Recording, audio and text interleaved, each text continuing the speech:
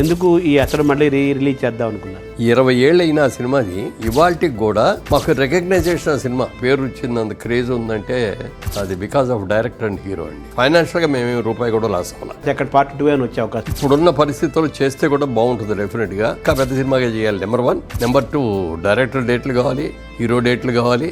వాళ్ళు కనుక సిద్ధం అనేటైతే బలగం సినిమా కానీ పెళ్లి చూపులు కానీ బాగా పేరు వచ్చినాయి, కమర్షియల్ కూడా బాగా సక్సెస్ అయినాయి కదా. చిన్న సినిమా తీయాలనేది ఉంది కానండి, ఏదో ఒక అట్రాక్షన్ కావాలి. ఇప్పుడు మేము ఎట్లా ఫీల్ అయ్యాము త్రివిక్రమ్ గారిని చూసి.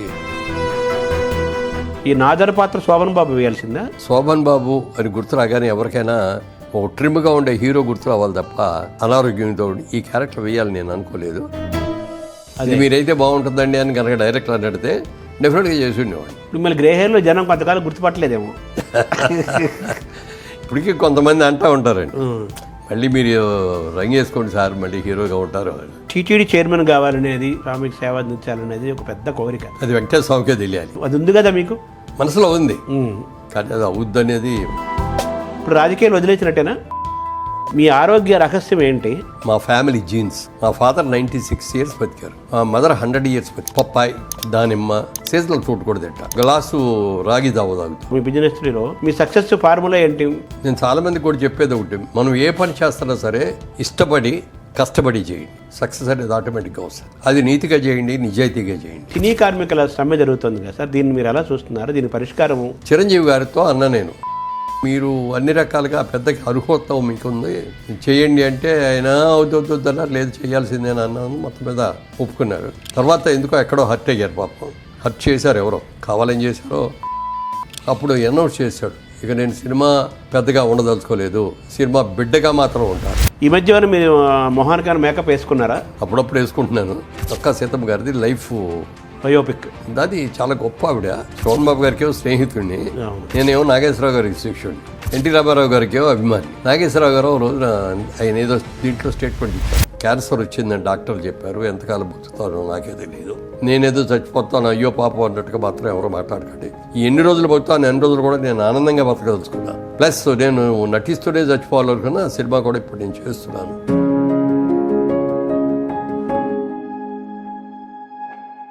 నమస్కారం. మనతో పాటు మురళీమోహన్ గారు ఉన్నారు. తెలుగువాడ ప్రపంచంలో ఎక్కడున్నా ఏమాత్రం పరిచయం చేయాల్సిన అవసరం లేని వ్యక్తి. 50 ఏళ్ళు పైన వారి సినిమా ప్రస్థానం. జైభేరి నిర్మాతగా అద్భుతమైన సినిమాలు తీశారు. జైభేరి రియల్ ఎస్టేట్ సంస్థ కూడా చాలా మంచి పేరు తెచ్చుకుంది. ఒక మోడల్గా ఈరోజు రియల్ ఎస్టేట్ రంగానికి ఉందని చెప్పచ్చు ఆ సంస్థ. అతడు సినిమాను రేపు 9వ తారీఖు రిలీజ్ చేస్తున్నారు. 20 ఏళ్ల తర్వాత మళ్ళీ మేకప్ వేసుకుని సినిమాలు కూడా చేయబోతున్నారు. వీటన్నింటి దృష్టిలో పెట్టుకొని ఒకసారి మురళీమోహన్ గారితో సినిమా ప్రస్థానము, వారి ఆరోగ్య రహస్యాలు, విషయాలన్నీ తెలుసుకునే ప్రయత్నం చేద్దాం. నమస్కారం. అతడు 20 ఏళ్ళు పూర్తయింది. ఎందుకు ఈ అతడు మళ్ళీ రిలీజ్ చేద్దాం అనుకున్నారు? అంటే ఇప్పుడున్న యంగర్ జనరేషన్కి హూ ఈజ్ మురళీమోహన్ అంటే ఎవరికి తెలియదు. వాళ్ళ పెద్దవాళ్ళు చెప్పి మురళీమోహన్ పెద్ద యాక్టరు, పెద్ద ప్రొడ్యూసరు అది చెప్తా అంటే ఆహా అంటారు. కానీ మా సినిమాలు కూడా చూసి ఉంటారు. ఎవరు అతని సినిమా చూసావా అని అడిగేవారు. వాళ్ళే చూశాను అన్నాడు. ఈయనే ప్రొడ్యూసర్ అని చెప్తా అంటే అవునా అని చాలా ఆశ్చర్యపోతూ అంట. అంటే 20 ఏళ్ళు అయిన ఆ సినిమాది ఇవాళకి కూడా మాకు రికగ్నైజేషన్. ఆ సినిమా ఇప్పుడు అక్కడికి వెళ్ళి, ఇప్పుడు జనరేషన్ నేను యాక్టర్ని అంటే పెద్ద యాక్టర్ని హీరోని అంటే తెలియదు కదా వాళ్ళకి. అందుకని అది ఇంత పేరు తెచ్చిపెట్టింది. మా సినిమాలు మేము తీసిన 25 సినిమాల్లో కాస్ట్లీయెస్ట్ ఫిల్మ్, పెద్ద బడ్జెట్తో తీసాం. అంటే ఇక ఫ్రీ హ్యాండ్ ఇచ్చేసాం డైరెక్టర్ గారికి. మంచి సినిమా, కథ ఎంత బాగా చెప్పాడంటే ఆయన ఇక్కడే కూర్చున్నాడు. మీరు కూర్చున్నట్టే ఇక్కడ కూర్చున్నాడు, నేను ఇక్కడ కూర్చొని నేను మా బ్రదర్ కూర్చొని విన్నాం. ఎవరు డిస్టర్బ్ చేయకూడదండి, ఒక 3 hours ఎవరిని రానివ్వకండి అన్నాడు. ఫోన్ స్విచ్ ఆఫ్ చేసాం, వాళ్ళకి చెప్పేసాం ఎవరిని రానివ్వకపో అని. 3 hours నాన్ స్టాప్గా చెప్పాడు కదా, సీన్ బై సీన్ చెప్పాడు. అంటే మా కళ్ళకి అది సినిమాలకు కనపడింది. సినిమా చూపించేశారు. సినిమా ఎలా ఉందండి అన్నాడు. చాలా చాలా చాలా బాగుందండి అని చెప్పి నాకు ఒక చిన్న ఇది ఉందండి అన్నయ్య. ఏంటన్నాడు అంటే, ఆ రోజులు మేము సినిమాలు చేసే రోజుల్లో హీరోలు చేసే రోజు హీరో అంటే శ్రీరామచంద్రుడు, నీతికి నిమ్మదికి మారుపేరు, ఇట్లా ఉండేది. ఈ కథలోకి వచ్చేది చూసినప్పటికీ హీరో కొంచెం నెగిటివ్ పాయింట్లో కనిపిస్తాడు మనకి. అదొక్కటి కొంచెం అనిపించిందండి అన్న. అంటే మురళీమోహన్ గారు మీ రోజుల్లో అన్నీ ఆ సినిమాలే కాదని కాదు, కానీ ఇవాళ రోజున ఒక నెగిటివ్లో ఉన్న క్యారెక్టర్ పాజిటివ్ అయ్యి అట్లా హీరో అయ్యాడని చూపించడం అనేది ఇప్పుడున్న స్టైల్ కానీ పద్ధతి కానీ అన్నగానే మా బ్రదర్ పక్కన కూడా ఈ రీసెంట్గా వస్తున్న ఇంగ్లీష్ ఫిలిమ్స్ కూడా అన్నీ అట్లాగే ఉన్నాయి అన్నయ్య, బాగుంది, అదేం ఆ నెగిటివ్ ఏమనిపించదు అన్నాడు. ప్రొసీడ్ అవ్వండి సార్. ఈ సినిమాకి అంటే ఆయన డైరెక్టర్గా చేద్దామన్న ఆలోచన మొట్టమొదటి మాకే వచ్చింది. మాటలను స్క్రీన్ ప్లే ఇవన్నీ రాసేవారు, మంచి హిట్స్ వచ్చినాయి. అవన్నీ మేము చూసి ప్రతి సినిమా చూసి కూడా భలే ఉంది. డైలాగ్ ఎస్పెషల్లీ ఎంత బాగా రాస్తాడు అని అనుకొని నేను మా బ్రదర్ కూర్చొని మాట్లాడుకున్నప్పుడు మంచి సబ్జెక్ట్ ఏమైనా ఉందో అడుగుదాం ఆయన్ని. ఆయన కనుక మంచి సబ్జెక్ట్ చెప్తే డైరెక్టర్ కూడా ఆయనకి వేద్దాం, ఇంతవరకు డైరెక్టర్ అవ్వలేదు కదా, మనం డైరెక్టర్ చేద్దాం అని అనుకొని కథ విన్న తర్వాత చాలా బాగుంది. అప్పుడు చెప్పాం, ఏమంటే ఈ సినిమా మీరే డైరెక్ట్ చేయాలండి అంటే అనగానే ఆయన నవ్వి ఒక చిన్న మాట ఉందండి, చిన్న ఇదండి అని నేను చెప్పండి అన్న. కొద్ది రోజుల క్రితం నేను స్రవంతి కిషోర్ గారికి మాట ఇచ్చానండి, మొదటి సినిమా ఆయనకి చేస్తానని అన్నాడు. మాదేమో పెద్ద హీరోతో సినిమా, అదేమో చిన్న హీరోతో అప్పుడే అప్కమింగ్ హీరోతో తీస్తున్న సినిమా. అయినా సరే ఆయన మాట అన్నప్పుడు అలాగేనండి, అయితే మీరు మాట నిలబెట్టుకోండి, మేము అప్పుడు దాకా ఆగుతాం అంటే ఇమ్మీడియట్గా మొదలు పెట్టేస్తున్నాం అండి, 2 నెలల్లో అయిపోద్దండి షూటింగు, మనం ఇప్పటి నుంచే మిగిలిన కార్యక్రమం అంతా చేసుకోవచ్చు అంటే వెళ్ళాను. అక్కడి నుంచి ఆయన స్క్రీన్ ప్లే వర్క్ చేయడం కానీ, డైలాగ్స్ రాసుకోవడం కానీ, మేము మిగిలిన క్యాస్టింగ్ ఫైల్ చేయడం కానీ ఇవన్నీ చేసుకుంటూ వచ్చాం. అప్పుడు ఒకటే చెప్పాను ఆయనకి, సార్ మా ఇన్వాల్వ్మెంటు నా మాత్రంగానే ఉంటుంది, ఎందుకనంటే మీరు ఒక స్టైల్ న్యూ టైప్ ఆఫ్ సినిమాని మీరు తీస్తున్నారు. ఇప్పుడు దాకా మేము తీసిన సినిమాలు వేరు, ఇప్పుడు మీరు తీయబోతున్న సినిమా వేరు. అందుకని ఈ సినిమా బాధ్యత మొత్తంగా మీకే అప్పచెప్తారు, మీరే చేయండి, మీకు ఏం కావాలంటే తీసుకోండి, ఎంత డబ్బులు కావాలంటే అంత తీసుకోండి అని చెప్పి ఫ్రీ హ్యాండ్ ఇచ్చాం. అలాగే ఆయన తీసుకొని చాలా బాగా చేశారు. ఇప్పటికీ కూడా దానికి అంత పేరు వచ్చింది, అంత క్రేజ్ ఉందంటే అది because of director and hero అండి, వాళ్ళిద్దరే. మీకు ఆర్థికంగా కూడా తృప్తినిచ్చినట్టు చెప్పచ్చా సినిమా? ఆర్థికంగా అనుకున్నంత రాలేదు కానండి, పేరు ప్రఖ్యాతులు మాత్రం అద్భుతంగా వచ్చినాయి. టీవీలో అతడు ఆడినంతగా ఏ సినిమా ఆడి ఉండదు ఇప్పటికి కూడా చెప్పాలంటే. ఇప్పుడు కూడా అప్పుడు మా టీవీలో ప్రతి ఎవ్రీ సాటర్డే సండే ఇచ్చేవారు. దానికోసం ఇల్లు కట్టాం ఒకటి, మెయిన్ సెట్టు ఆ సైట్ ఉంటే ఆ సైట్లో చాలా పక్కడ్బందీగా బ్రహ్మాండమైన ఇల్లు కట్టాం, చాలా పెద్దది. అది అందరూ షూటింగ్లకి అడుగుతా అంటే మా షూటింగ్ అయ్యేవరకు ఇవ్వండి, మా షూటింగ్ అయ్యాక ఇస్తామండి అని చెప్పి ఇన్ కార్డు ఇచ్చాం. దానికి చాలా బిజీగా ఉండేది. మాకు ఆ సెట్ మీద రానివ్వండి, లేకపోతే రైట్స్ మీద రానివ్వండి, థియేట్రికల్ రిలీజ్ కంటే కూడా అవన్నీ కూడా వచ్చి ఫైనాన్షియల్గా మేమేమి రూపాయి కూడా లాస్ అవ్వాలి, కానీ పేరు మాత్రం బ్రహ్మాండమైన పేరు వచ్చింది. ఇప్పుడు వచ్చిన యంగర్ జనరేషన్ ఇవాళకి కూడా వాళ్ళు టీవీలోనూ ఎక్కడో చూశారు, వీళ్ళందరూ కూడా యంగర్ జనరేషన్ కూడా సినిమాలో చిన్న స్క్రీన్ మీద చూశారు, స్మాల్ స్క్రీన్ మీద తీశారు తప్ప బిగ్ స్క్రీన్ మీద వాళ్ళు ఎవరు చూడాల. సరే ఎలాగో 20 years అయింది ఒక అకేషన్ కాబట్టి, ఇప్పటికీ హీరో మంచి రైజ్లోనే ఉన్నాడు, డైరెక్టర్ అంతకంటే పెద్ద రైజ్లో ఉన్నాడు, హీరోయిన్ కూడా స్టిల్ గోయింగ్ స్ట్రాంగ్. ఇక అందరూ మేము సంస్థగా మేము బాగున్నాము, అన్ని రకాలుగా అందరూ బాగున్నారు, అన్నికి పేరు ఇందులోనే ఉన్నారు, అవుట్డేటెడ్ వాళ్ళు ఎవరో లేవు ఇందులో. సరే ఈ సినిమాని ఇప్పుడున్న జనరేషన్ అందరూ కూడా బిగ్ స్క్రీన్ మీద చూస్తే ఎలా ఉంటుంది అనే ఆలోచన వచ్చింది. 2 ఏళ్ళ బట్టి చాలామంది అడుగుతున్నారు, మాకు రైట్స్ ఇవ్వండి సార్, మాకు రైట్స్ ఇవ్వన్నానండి. ఇవ్వాల ఎందుకు ఇవ్వలేదంటే వాళ్ళు సరిగ్గా చేస్తారో లేదో ఇది ఎందుకు. సరే ఫైనల్గా ఇద్దామని డిసైడ్ చేసిన తర్వాత దాన్ని అప్గ్రేడ్ చేయాలి టెక్నికల్గా. ఎందుకంటే 20 ఏళ్ళ క్రితం తీసింది, ఇవాళ టెక్నాలజీ డెవలప్ అయింది, బ్రహ్మాండంగా డెవలప్ అయిపోయింది, చాలా ఎక్సలెంట్గా ఖర్చు పెట్టి తీస్తారు, బ్రహ్మాండంగా తీస్తారు, ఇంటర్నేషనల్ లెవెల్లోకి వెళ్ళిపోయింది మన తెలుగు సినిమా అనేది. అంత లెవెల్లో మనం చేయలేకపోయినా ఇప్పుడే షూట్ చేయలేం కాబట్టి దాన్ని టెక్నికల్గా కలర్ ఎలా ఉంది, అప్పుడు కలర్కి ఇప్పుడు కలర్కి జనరేషన్ ఏం చేయాలి, అప్గ్రేడ్ ఐజోటం కానీ సౌండ్ సిస్టమ్, అప్పుడున్న సౌండ్ సిస్టమ్ వేరు, ఇప్పుడున్న సౌండ్ సిస్టమ్ వేరు, ఇవన్నీ కూడా వర్క్ చేసి ఒక 6 months 4 months పట్టిందండి మాకు. అన్నీ చేసిన తర్వాత అప్పుడు ఇచ్చేవాళ్ళకి. సో థియేటర్ స్క్రీను సౌండ్ అన్నీ టెక్నికల్గా మారిపోయింది 20 ఏళ్లలో. అందుకని ఇప్పుడు థియేటర్లో చూస్తే ఇప్పుడు రేపు వెళ్ళి కొత్త సినిమా చూసినట్టే ఉంటుంది తప్ప పాత సినిమా రంగులు వెలిసిపోయి సౌండ్ ఏదో సరిగ్గా లేక ఉన్నదనే ఫీలింగ్ రాదు అసలు ఎక్కడ. ఇప్పుడు మనకు శ్రీకృష్ణ పాండవ్యం ఎన్టీఆర్ సినిమా అనేక సార్లు రిలీజ్ అయింది. ఆ రిలీజ్ అయినప్పుడు అప్పుడు ఎంత ఆడిందో మనకు తెలియదు, కానీ ఆ తరం వాళ్ళకి మా తరం వాళ్ళకి విజయవాడ అలంకార థియేటర్ రిలీజ్ అయింది. అది సూపర్ డూపర్ హిట్, చాలా రోజులు ఆడింది సినిమా. అప్పటికే సినిమా రిలీజ్ అయ్యి 30 ఏళ్ళు 40 ఏళ్ళు అయింది. సో కాబట్టి సినిమా టెక్నికల్గా మనం రెడీ చేసి ఇస్తే జనం ఎప్పుడు చూస్తారనే ఒక విశ్వాసం మీకు ఉంది, సినిమాకు కూడా, సినిమా చరిత్రకు కూడా. అవునండి. అలాగే ఇప్పుడు మాయాబజార్ చూసుకోండి, అవును, ఎన్నేళ్ళు అయింది తీసి, మా చిన్నప్పటి నుంచి చూస్తున్నాం. 50 ఏళ్ళు అయిపోయింది, 60-70 ఏళ్ళు అయిపోయింది. అది ఇప్పటికీ రిలీజ్ చేస్తే చూస్తారు, ఇప్పటికీ టీవీలో వస్తే చూస్తారు. దాన్ని కలర్లో చూపిస్తే ఎలా ఉంటుంది అనే ఆలోచన వాళ్ళకి రావటం, దాన్ని కలర్లో చేసి రిలీజ్ చేశారు. మళ్ళీ ఒక కొత్త సినిమా లాగా రిలీజ్ చేశారు. అంత సక్సెస్ అయింది అది కూడా. అందుకని మంచి సినిమా అనేది టెక్నికల్గా ఎలా ఉన్నా కూడా చూస్తారు. బట్ టెక్నికల్గా కూడా మనం అప్గ్రేడ్ చేయగలిగిన వరకు చేసామనుకోండి ఇంకా బాగా చూస్తారు. వాళ్ళు కంఫర్ట్గా ఉండాలి, కంఫర్ట్గా ఉండాలి. బా ఇదేంట్రా పాత సినిమా చూస్తాం అనే ఫీలింగ్ రాకూడదు. అలాగే ఇప్పుడు మనకి ఐమాక్స్ థియేటర్ ఒకటి ఉంది. ఈ ఐమాక్స్లో కూడా దీన్ని సినిమా రిలీజ్ చేస్తే ఎట్లా ఉంటుంది, దానికోసం కాస్ట్ ఎక్కువ అవుద్ది. ఆ ఒక్క థియేటర్ మనకి ఐమాక్స్లో ఇంకెక్కడ లేవు కదా మనకి, అది ఇక్కడే ఆడుతుంది. ఆ ఒక్క థియేటర్ కోసమైనా దాన్ని మళ్ళీ అప్గ్రేడ్ చేస్తాం, చేసేసారా, రిలీజ్ నాటికి వచ్చేస్తుంది. అది కూడా ఒక కొత్త సినిమా, మళ్ళీ కొత్తగా తీసిన సినిమా రిలీజ్ చేసినంత పని చేస్తున్నట్టు లెక్క ఆల్మోస్ట్. అంతే కదా. అంటే ఇందులో డబ్బులు గురించి ఆలోచించట్లేదు మేము ఎవరు కూడా. అవునవును. మళ్ళీ ఓ పేరు రావాలి, 20 ఏళ్ళ తర్వాత రిలీజ్ అయ్యి కూడా సక్సెస్ఫుల్గా ఉంది అనేది పేరు రావడం కోసం యంగర్ జనరేషన్కి అందరికి కూడా ఇది బిగ్ స్క్రీన్ మీద మళ్ళీ ఒకసారి చూపిద్దాం అనేది. ఇప్పుడు మళ్ళీ మహేష్ బాబు గారి సినిమా ఇంకా రిలీజ్ అవ్వాలంటే 1.5 years 2 years పడుతుంది. అవునవును. రాజమౌళి గారు తీసే సినిమా. ఎందుకంటే ఆయన షూటింగ్ అయిపోయినా కూడా టెక్నికల్గా చాలా వర్క్ ఉంటుంది ఆయన దగ్గర. అవును. ఇవన్నీ చేయడానికి ఈ లోపల ఈ సినిమా వెళ్ళింది అనుకోండి, ఒకసారి హీరోని మళ్ళీ లైవ్లో చూపించినట్టు ఉంటుంది. అవును. అప్పుడు మహేష్ బాబు 20 ఏళ్ల క్రితం ఎలా ఉన్నాడో ఆల్మోస్ట్ ఇప్పుడు ఇంకా చెప్పరు, ఇంకా యంగ్గా ఉన్నాడు, ఇంకా ట్రిమ్గా ఉన్నాడు. అవును. గెటప్స్లో కూడా ఇంకా బాగా డెవలప్ చేసుకున్నాడు చక్కగా. అవును. అప్పుడు సినిమా టైంలో కృష్ణ మీ క్లాస్మేట్, మీకు ఏలూరు అందరికి తెలిసిన వాళ్ళకి తెలుసు, ఈ జనరేషన్ తెలియకపోవచ్చు కానీ చాలామంది తెలుసు.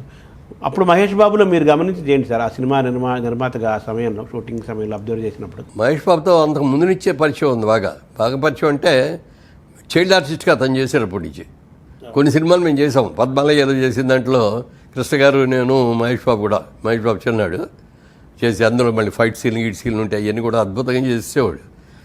కృష్ణ గారిని తండ్రికి మించిన తనయుడు అవుతాడు ఈ అబ్బాయి అనే ఫీలింగ్ నాకు ఆ రోజునే వచ్చింది. సో అతడు సినిమాలో కూడా మీకు అలా అనిపించింది ఆ షూటింగ్ టైం? డెఫినెట్గా.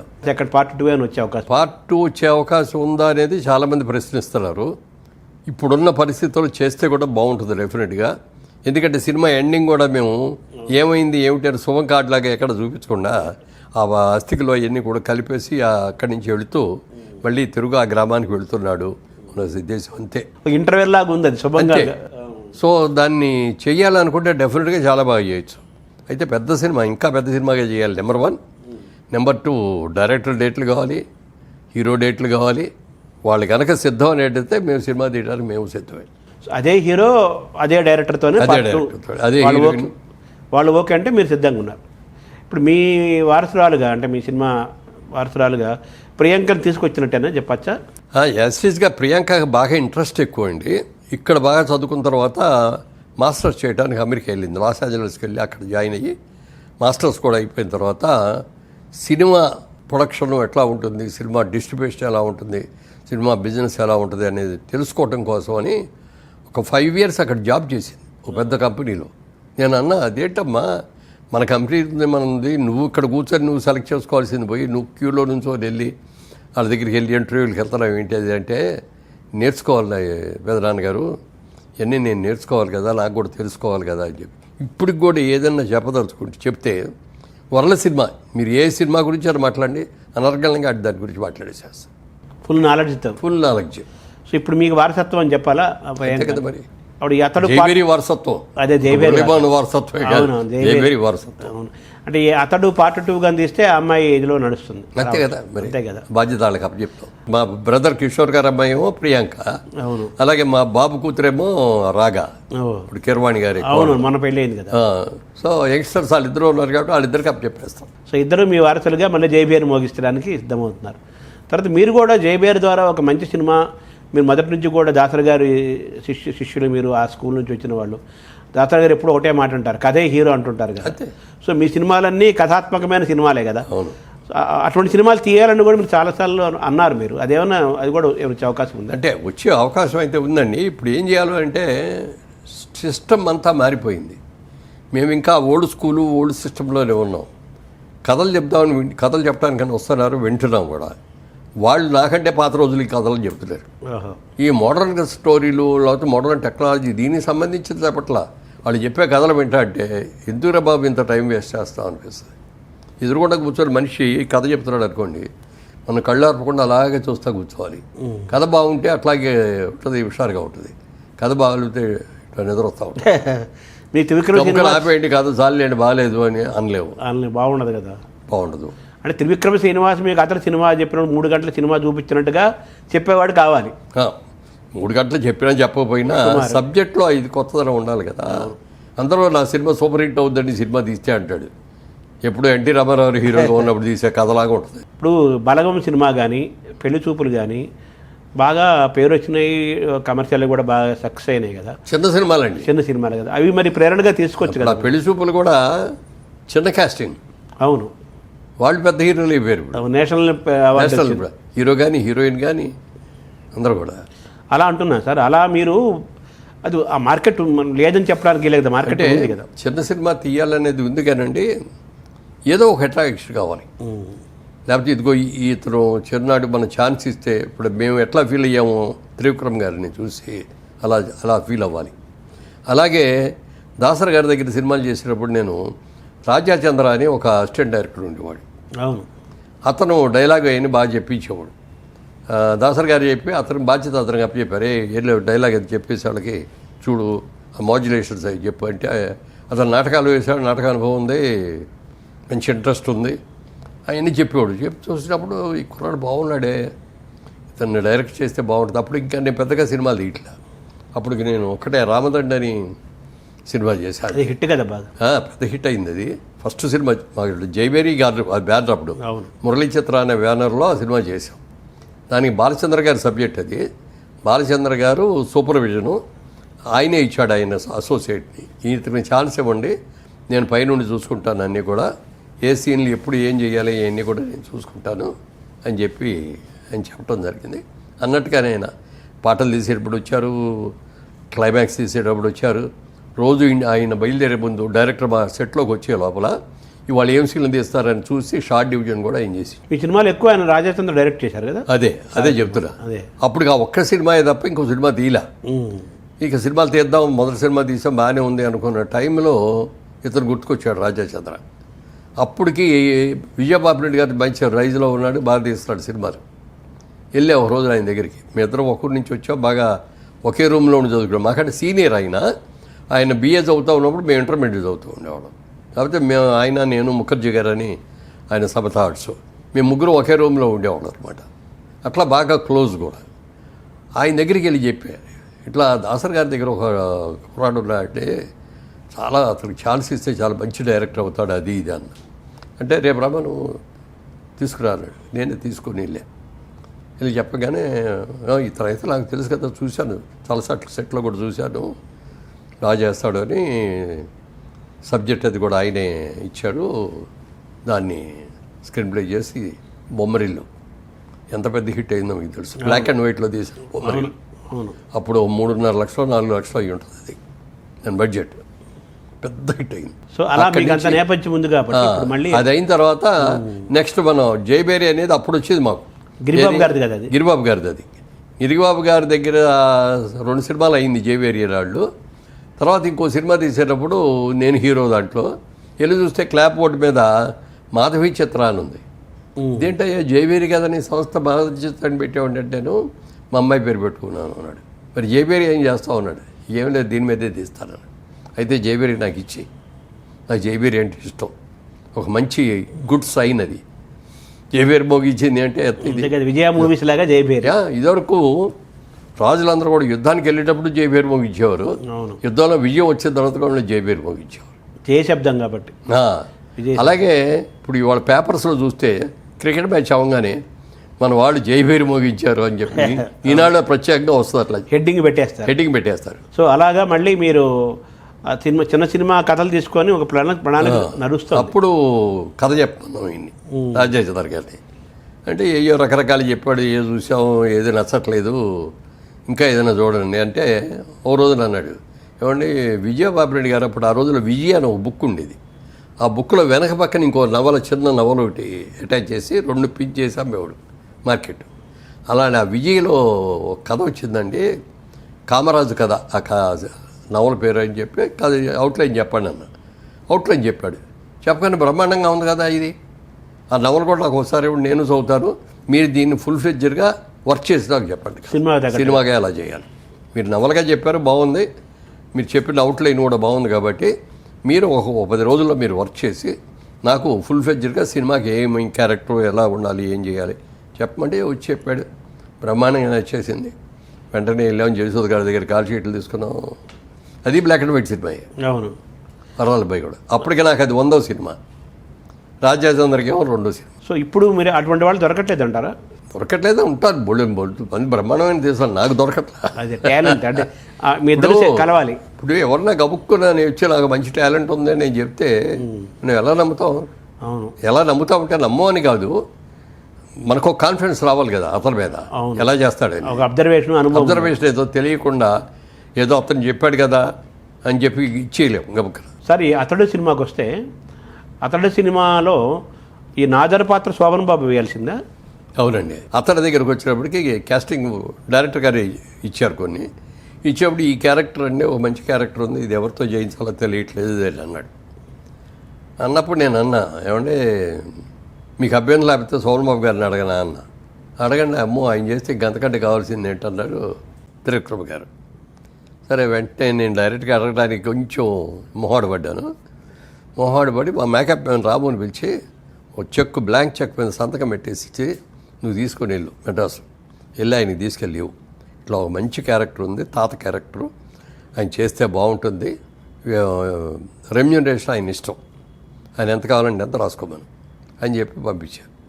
పంపిస్తే ఆయన చూసి నవ్వి నాకు ఫోన్ చేశాడు. ఆయన అక్కడి నుంచి, మురళీమోహన్ గారు శోభన్ బాబు అని గుర్తు రాగానే ఎవరికైనా ఒక ట్రిమ్గా ఉండే హీరో గుర్తు రావాలి తప్ప తాత వేషాలు, నాన్న వేషాలు, హాస్పిటల్లో ఉండే కుంటాడి వేషమో లేకపోతే అనారోగ్యంతో ఈ క్యారెక్టర్ వేయాలని నేను అనుకోలేదు. ఈ సినిమా చాలు అనుకున్నా, హీరోగా చేశాను చాలు, అందుకని ఇక నేను ఫర్దర్గా అట్లాంటి క్యారెక్టర్ ఏం చేయదలుచుకోలేదు. మీరు ఇంత ఉత్సాహంగా అతనితో ఆయన మేము అప్పటికి ముగ్గురు మిత్రులని సినిమా చేసాం. చంద్రమోహన్, నేను, శోభన్ బాబు గారు ముగ్గురు. అది కూడా పెద్ద హిట్ అయింది. బొమ్మరిల్లు అయిన తర్వాత ఓ తండ్రి తీర్పు పెద్ద హిట్ అయింది. దాని పక్కన ఇది వచ్చి ఇది పెద్ద హిట్ అయింది. సో అలా ఆయన అందుకని వద్దన్నారు. అప్పుడు ఏం చేయాలి అనుకున్నప్పుడు డైరెక్టర్ గారు నాజర్తో చేద్దామండి అన్నాడు. అంటే అది మీ చాయిస్ అండి, మీరు కనుక అతనితో చేయించుకోగలరు. ఎందుకంటే అతను కూడా అప్పటికి తాత్కాలిక క్యారెక్టర్లు ఏమీ ఇలా. అవును, అతను ఏజ్కి మించింది. మరి అతను ఆ గెటప్ వస్తారా అదో రండి అది అంటే నేను చూసుకుంటాను అన్నారు. చూసుకున్నారు. చూసిన తర్వాత ఆ మాడ్యులేషన్ ఇది కోసం ఎవరు చెప్పాలి దీనికి డబ్బింగ్ అని ఆలోచిస్తే డైరెక్టర్ గారు సజెస్ట్ చేశారు, బాలసుబ్రహ్మణ్యం గారితో చెప్పిస్తే బాగుంటుందండి. ఆయన కూడా చూసి అబ్బో క్యారెక్టర్ చాలా బాగుంది, డెఫినెట్గా నేనే చెప్తాను చెప్పడం. ఆయన చెప్పేటప్పటికి ఆ క్యారెక్టర్ ఇంకా చాలా ఎలివేట్ అయింది. సో ఆ పాత్ర పండటంలో బాలుగారి పాత్ర కూడా సగం ఉంది. బాలుగారి పాత్ర కూడా చాలా ఉంది. మీరు ఆ సినిమా నిర్మాతగా అందరికీ తెలుసు, మీరు నటుడు, శోభన్ బాబు వేయనన్నాడు ఆ పాత్ర మీరు ఎందుకు వేయలేదు? అంటే అప్పటికి తాత పాత్ర లేదు, నేను కూడా తండ్రి వరకు వేసా కానీ ఒత్తండి తీర్పు మీరు వేసారు. ఒత్తండి తీర్పు వేసా, అది మంచి ఇదయింది. డైరెక్టర్ గారికి చాయిస్ ఇచ్చేసే కదా. ఆయన ఏమంటే మీరే ఎందుకు వేయకూడదు అని అడిగితే డెఫినెట్గా జంప్ చేసి మరీ వేసి ఉండేవాడిని. కానీ ఆయన మనసులో రాకుండా ఇప్పుడు మన సినిమా కాబట్టి నేనే వేస్తానని చెప్పుకోకూడదు కదా, అది మీరైతే బాగుంటుందండి అని కనుక డైరెక్టర్ అని అడిగితే డెఫినెట్గా చేసి ఉండేవాడిని. ఆ సినిమాలో మీరు ఒక పాత్ర కూడా వేయలేదు అంత. యాక్చువల్గా నాకు అనిపించింది నాదర్ పాత్ర మీరు వేస్తుంటే సినిమాలో అందరు గుర్తుపెట్టేవాడు, ఈ జనరేషన్ వాళ్ళు కూడా అనిపించింది. సరే, నాదర్ ఆయన మీలాగా నాటక రంగం నుంచి వచ్చినవాడు కాబట్టి అద్భుతంగా నటించాడు. బాలుగారు వాయిస్ బాగా చేశాడండి. అందులో మనం వేయలేకపోయాం అనేది ఒకటి పక్కన పెడితే అతను చాలా బాగా చేశాడు, డెఫినెట్గా బాగా చేశాడు. ఈ మధ్య మీరు మొహానికి మేకప్ వేసుకున్నారా? అప్పుడప్పుడు వేసుకుంటున్నాను. ఇప్పుడు రీసెంట్గానేమో ఆంధ్రుల అన్నపూర్ణ డొక్కా సీతమ్మ గారిది లైఫ్ బయోపిక్. అది చాలా గొప్ప ఆవిడ. అంటే ఇప్పుడు జనరేషన్కి ఎవరికి తెలియదు. మేము ఈస్ట్ గోదావరి నుంచి వచ్చినాం కాబట్టి మాకు తెలుసు ఆవిడ గురించి. ఇప్పటికీ అక్కడ ఆ ఊళ్ళో ఆయన విగ్రహం ఉంది కొన్ని చోట్ల ఆవిడ. తర్వాత డొక్కా సీతమ్మ గారి పేరు చెప్పని వాళ్ళు అందరికీ తెలుసు. అవును, అంత మంచి ఆవిడ. ఒక బ్రాహ్మిన్ ఫ్యామిలీలో ఆ రోజుల్లో ఏజ్ సెకండ్ మ్యారేజ్ చేసుకుంటుంది. నా క్యారెక్టర్ అందులో హస్బెండ్ క్యారెక్టర్ నేను వేస్తాను. అప్పటికి ఏమవుతుందంటే నా క్యారెక్టరు భార్య చచ్చిపోయి ఉంటుంది, పిల్లలు ఉంటారు, వెళ్ళి పెళ్లి చేసుకోవాలి. ఒక చిన్న అమ్మాయిని చూసి ముచ్చటపడి ఆ అమ్మాయిని చేసుకుందామనంటే ఆ అమ్మాయి తండ్రి వీళ్ళు అందరూ ఒప్పుకోవటం. అమ్మాయి ఇంకా అప్పటికి మెచ్యూర్ కూడా అన్నామన్నాం అనమాట. అప్పుడు బాగా చిన్న వయసులో చేసేవాడు. చిన్న వయసులో భార్యగా తెచ్చుకుంటాడు, చెప్తాడు కూడా ఆవిడకి, నువ్వు నాకు భార్యగా కాదు నా బిడ్డలకి తల్లిగా రావాలి అది అని ఆవిడ వస్తుంది. ఆ తర్వాత ఇక అంతే పాట అయిపోయిందా మొత్తం? మీ పాట అయిపోయిందా? జరుగుతుంది ఉంది. తర్వాత ఎస్వి కృష్ణారెడ్డి గారు వాళ్ళ మొన్న ఆ మధ్య కూడా మీరు వాళ్ళు ఏదో సినిమా తీయబోతారు, వాళ్ళు కూడా చేస్తారు. అందులో కూడా ఒక గురువు గారి వేషం. అదే వాళ్ళే ఆ సినిమాలో వాళ్ళే రంగు పడుతుంది అన్నట్టుగా రంగు పడుతుంది మీ మీద. అదే అదొకటి వేస్తాను. ఇప్పుడు దీంట్లో అఖండాలో ఒక క్యారెక్టర్ చేశాను, బాలకృష్ణ పాట. బాలకృష్ణ గారు. అవును.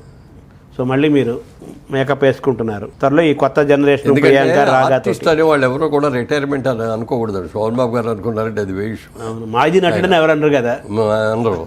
అది కాక అది నేనేమో నాగేశ్వరరావు గారి శిష్యుడు ఒక విధంగా, శోభన్ బాబు గారికి స్నేహితుడిని, నేనేమో నాగేశ్వరరావు గారికి శిష్యుడిని, ఎన్టీ రామారావు గారికి అభిమాని, రాజకీయ నాయకుడిగా ఆయన్ని, లేకపోతే ఒక జానపద నాయకుడిగా ఆయన్ని, ఓ పౌరాణిక నాయకుడు ఆయన్ని ఆరాధిస్తాను.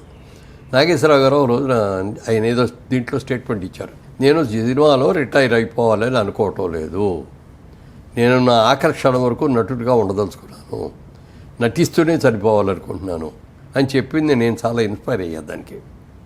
చాలా ఇన్స్పైర్ అయిపోయిన తర్వాత ఆయన ఆఖరి సినిమా కూడా ఓ టైంలో ఆయనకి క్యాన్సర్ వచ్చిందనేది అర్థమైపోయింది.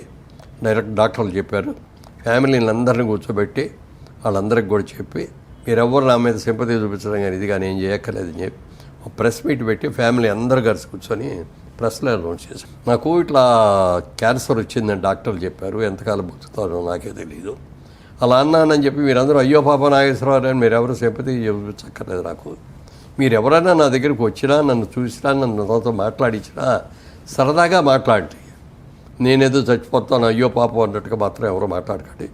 ఎన్ని రోజులు బతుకుతాను ఎన్ని రోజులు కూడా నేను ఆనందంగా బతకదలుచుకున్నా. ప్లస్ నేను నటిస్తూనే చచ్చిపోవాలనుకున్నా సినిమా కూడా ఇప్పుడు నేను చేస్తున్నాను, వాళ్ళదే మనం అని చెప్పి ఫ్యామిలీ లాగా అందరు ఫ్యామిలీ మెంబర్స్ అందరూ యాక్ట్ చేసి 3 జనరేషన్ చేశారు. ఆఖరికి వచ్చేటప్పటికి ఆయన తెలిసిపోయింది ఆయనకి, ఇంకా నా రోజులు చాలా తక్కువలోనే ఉన్నాయి అనుకున్నప్పుడు హాస్పిటల్లోనే ఉన్నారు. అప్పటికి నాగార్జున పిలిచి చెప్పారు, నేను ఎప్పుడు పోతాడో నాకే తెలీదు, నేను చనిపోయిన తర్వాత దీని డబ్బింగ్ ఎవరితోనో చెప్పిస్తే బాగోదు. అంతకుముందు గుమ్మడి వెంకటేశ్వరరావు క్యారెక్టర్ చేశారు, దాని నూతన ప్రసాద్ డబ్బింగ్, దాని నూతన ప్రసాద్తో డబ్బింగ్ చెప్పించారు, అస్సలు సూట్ అవ్వాల. ఆయన అదే మెన్షన్ చేశాడు, ఏ నూతన ప్రసాద్ తీసుకొచ్చి నాకు డబ్బింగ్ చెప్పించాలి, అది ఏ మిమిక్రీ ఆర్టిస్ట్ చేయిస్తారు, వాయిస్ అయితే మిమిక్రీలో సరిపోద్దేవు కానీ ఒక ఆర్టిస్ట్గా నేను చేసిన ఇదిని నేను చేసి నా డబ్బింగ్ నేను చెప్పుకుంటేనే బాగుంటుంది, అందుకని నా సినిమా డబ్బింగ్ కూడా నేనే చెప్పాలనుకుంటున్నా, నువ్వు వెంటనే ఏర్పాటు చేయ నాకు డబ్బింగ్ అన్నాడు. నాగార్జున కూడా అన్నీ తెలుసుకొని ఆ ఎక్విప్మెంట్ అని తీసుకొచ్చి హాస్పిటల్ రూమ్లో కూడా పెట్టి అక్కడే డబ్బింగ్ చెప్పించారు. సో అలా ఆయన ఇన్స్పిరేషన్ మీకు వరకు నటించాలి. చాలు అట్లా ఆయన ఆఖరి నిమిషం దాకా కూడా నటిస్తూనే వెళ్ళిపోయారు. సో అందుకని అది కూడా ఇన్స్పిరేషన్ అదే, నేను రిటైర్ అవ్వను, ఆర్టిస్ట్గా అసలు రిటైర్ అవ్వను, నాకు ఓపిక ఉన్నంత వరకు, నాకు వేషాలు వచ్చినంత వరకు నేను చేస్తాను. అలా అని చెప్పి నేను ఎవరి దగ్గరికి వెళ్ళి నాకు వేషం ఉండని నేను అడగను. ఎందుకని అడగను అంటే, నేను మొట్టమొదటి హీరో ఛాన్స్ వచ్చాడు, అప్పటికి విజయవాడలో నేను బిజినెస్ మ్యాన్ని, బిజినెస్ బాగుంది, బ్రహ్మాండంగా చేసుకుంటున్నాం, పెళ్ళి అయిపోయింది, 2 పిల్లలు కూడా ఉన్నారు, ఇట్లా ఛాన్స్ వచ్చింది. డైరెక్ట్గా ఒక పెద్ద ప్రొడ్యూసర్ దగ్గర నుంచి హీరో అని వచ్చింది. ఏం చేయాలో తెలియదు, చెయ్యాలా అవుతుందా అని, అక్కడ మంచి బిజినెస్ ఉంది, దాన్ని వదులుకొని రావాలా అవుద్దా, ఇక్కడికి వచ్చాక సక్సెస్ అవుతామో లేదో, ఇవన్నీ మీమాంసలో ఉన్నప్పుడు మా ఆవిడ ఒకటే మాట ఉంది, లక్ష్మీదేవి ఎప్పుడు పడితే అప్పుడు తలుపు తట్టదండి, తలుపు తట్టినప్పుడు వెళ్ళి తీయాలి, మీరు ట్రై చేయకుండా దాని అంతటికి అది మీకు వచ్చింది కాబట్టి ట్రై చేయండి ఒకసారి, ఒకటి చేయటంలో పెద్ద నష్టం ఉండదు, బాగుందంటే కంటిన్యూ చేదురు కానీ లేదంటే మానేయచ్చు అని ఒక కండిషన్ అండి అన్న.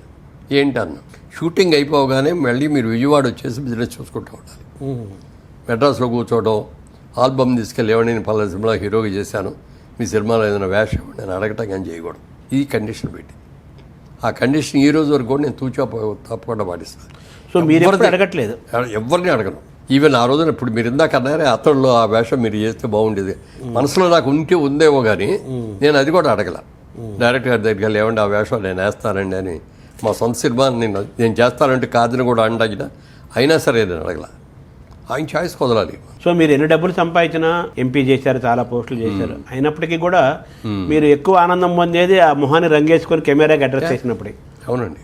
యాక్చువల్గా ఓ తండ్రి తీర్పు తీసేటప్పుడు ఆ సినిమా ఇక బాగా ఇన్స్పైర్ అయ్యాను కథ విని. రీమేక్ అది ఒరిజినల్గా రాజేష్ ఖన్నాను షబనాజ్మీ చేశారు. అది తీద్దామని అనుకున్నాం, అన్నీ ఫైనలైజ్ అయిపోయినాయి. ఇక 3 రోజుల్లో షూటింగు, ఒక వారం రోజులు బట్టి 10 రోజులు బట్టి ఇట్లాగే గెడ్డవది కూడా పెంచుతున్నారు ఆ క్యారెక్టర్ కోసం. డైరెక్ట్గా చెప్పాను, ముందు ఈ గెడ్డంతో ఉండే క్యారెక్టర్ చేసేయండి, తర్వాత తీసేసి మళ్ళీ ఫ్లాష్ బ్యాక్ సాంగ్స్ ఇట్లాంటివి ఏమైనా ఉన్నాయి వాటిలో చేసుకుందాం అని చెప్తే సరే అన్నాడు. రేపు మార్నింగ్ షూటింగ్ కనుక ఇవాళ సాయంత్రం నాకు పిలిచాయని, నాకు భయం వేస్తుంది రాజా చంద్ర, నేను ఈ వేషాన్ని చెడగొడతానేమోనని నాకు భయంగా ఉంది. సినిమా సక్సెస్ అయితే వెళ్ళండి గుడ్, సక్సెస్ కాకపోతే మురళీమోహన్ ఆ వేషం వేయటం మూలంగా సినిమా ఫెయిల్ అయిందనే పేరు నాకు రాకూడదని అనుకుంటున్నాను. అంటే అన్నయ్య మీరు అసలు అలాంటి డౌట్ పెట్టుకోకండి, మీరు బ్రహ్మాండంగా చేస్తారు, నేను ఉన్నాను కదా, నేను చూసుకుంటా కదా, మీరు చేయండి ధైర్యంగా, పొద్దున్నే ధైర్యంగా మేకప్ వేసుకొని వచ్చేయండి అన్నాడు. అట్లా బిగినింగ్ 1 day 2 days అయ్యేదాకా దాని మీద ఒక కమాండ్ వచ్చింది, ఇక చేయగలం, ఇక ధైర్యం వచ్చింది, ఏం డౌట్ పడక్కర్లేదు, వచ్చి చేసాం. అది అదొక బడిపంతుల్లో ఎన్టీఆర్ లాగా ఒక గంభీరమైన పాత్ర.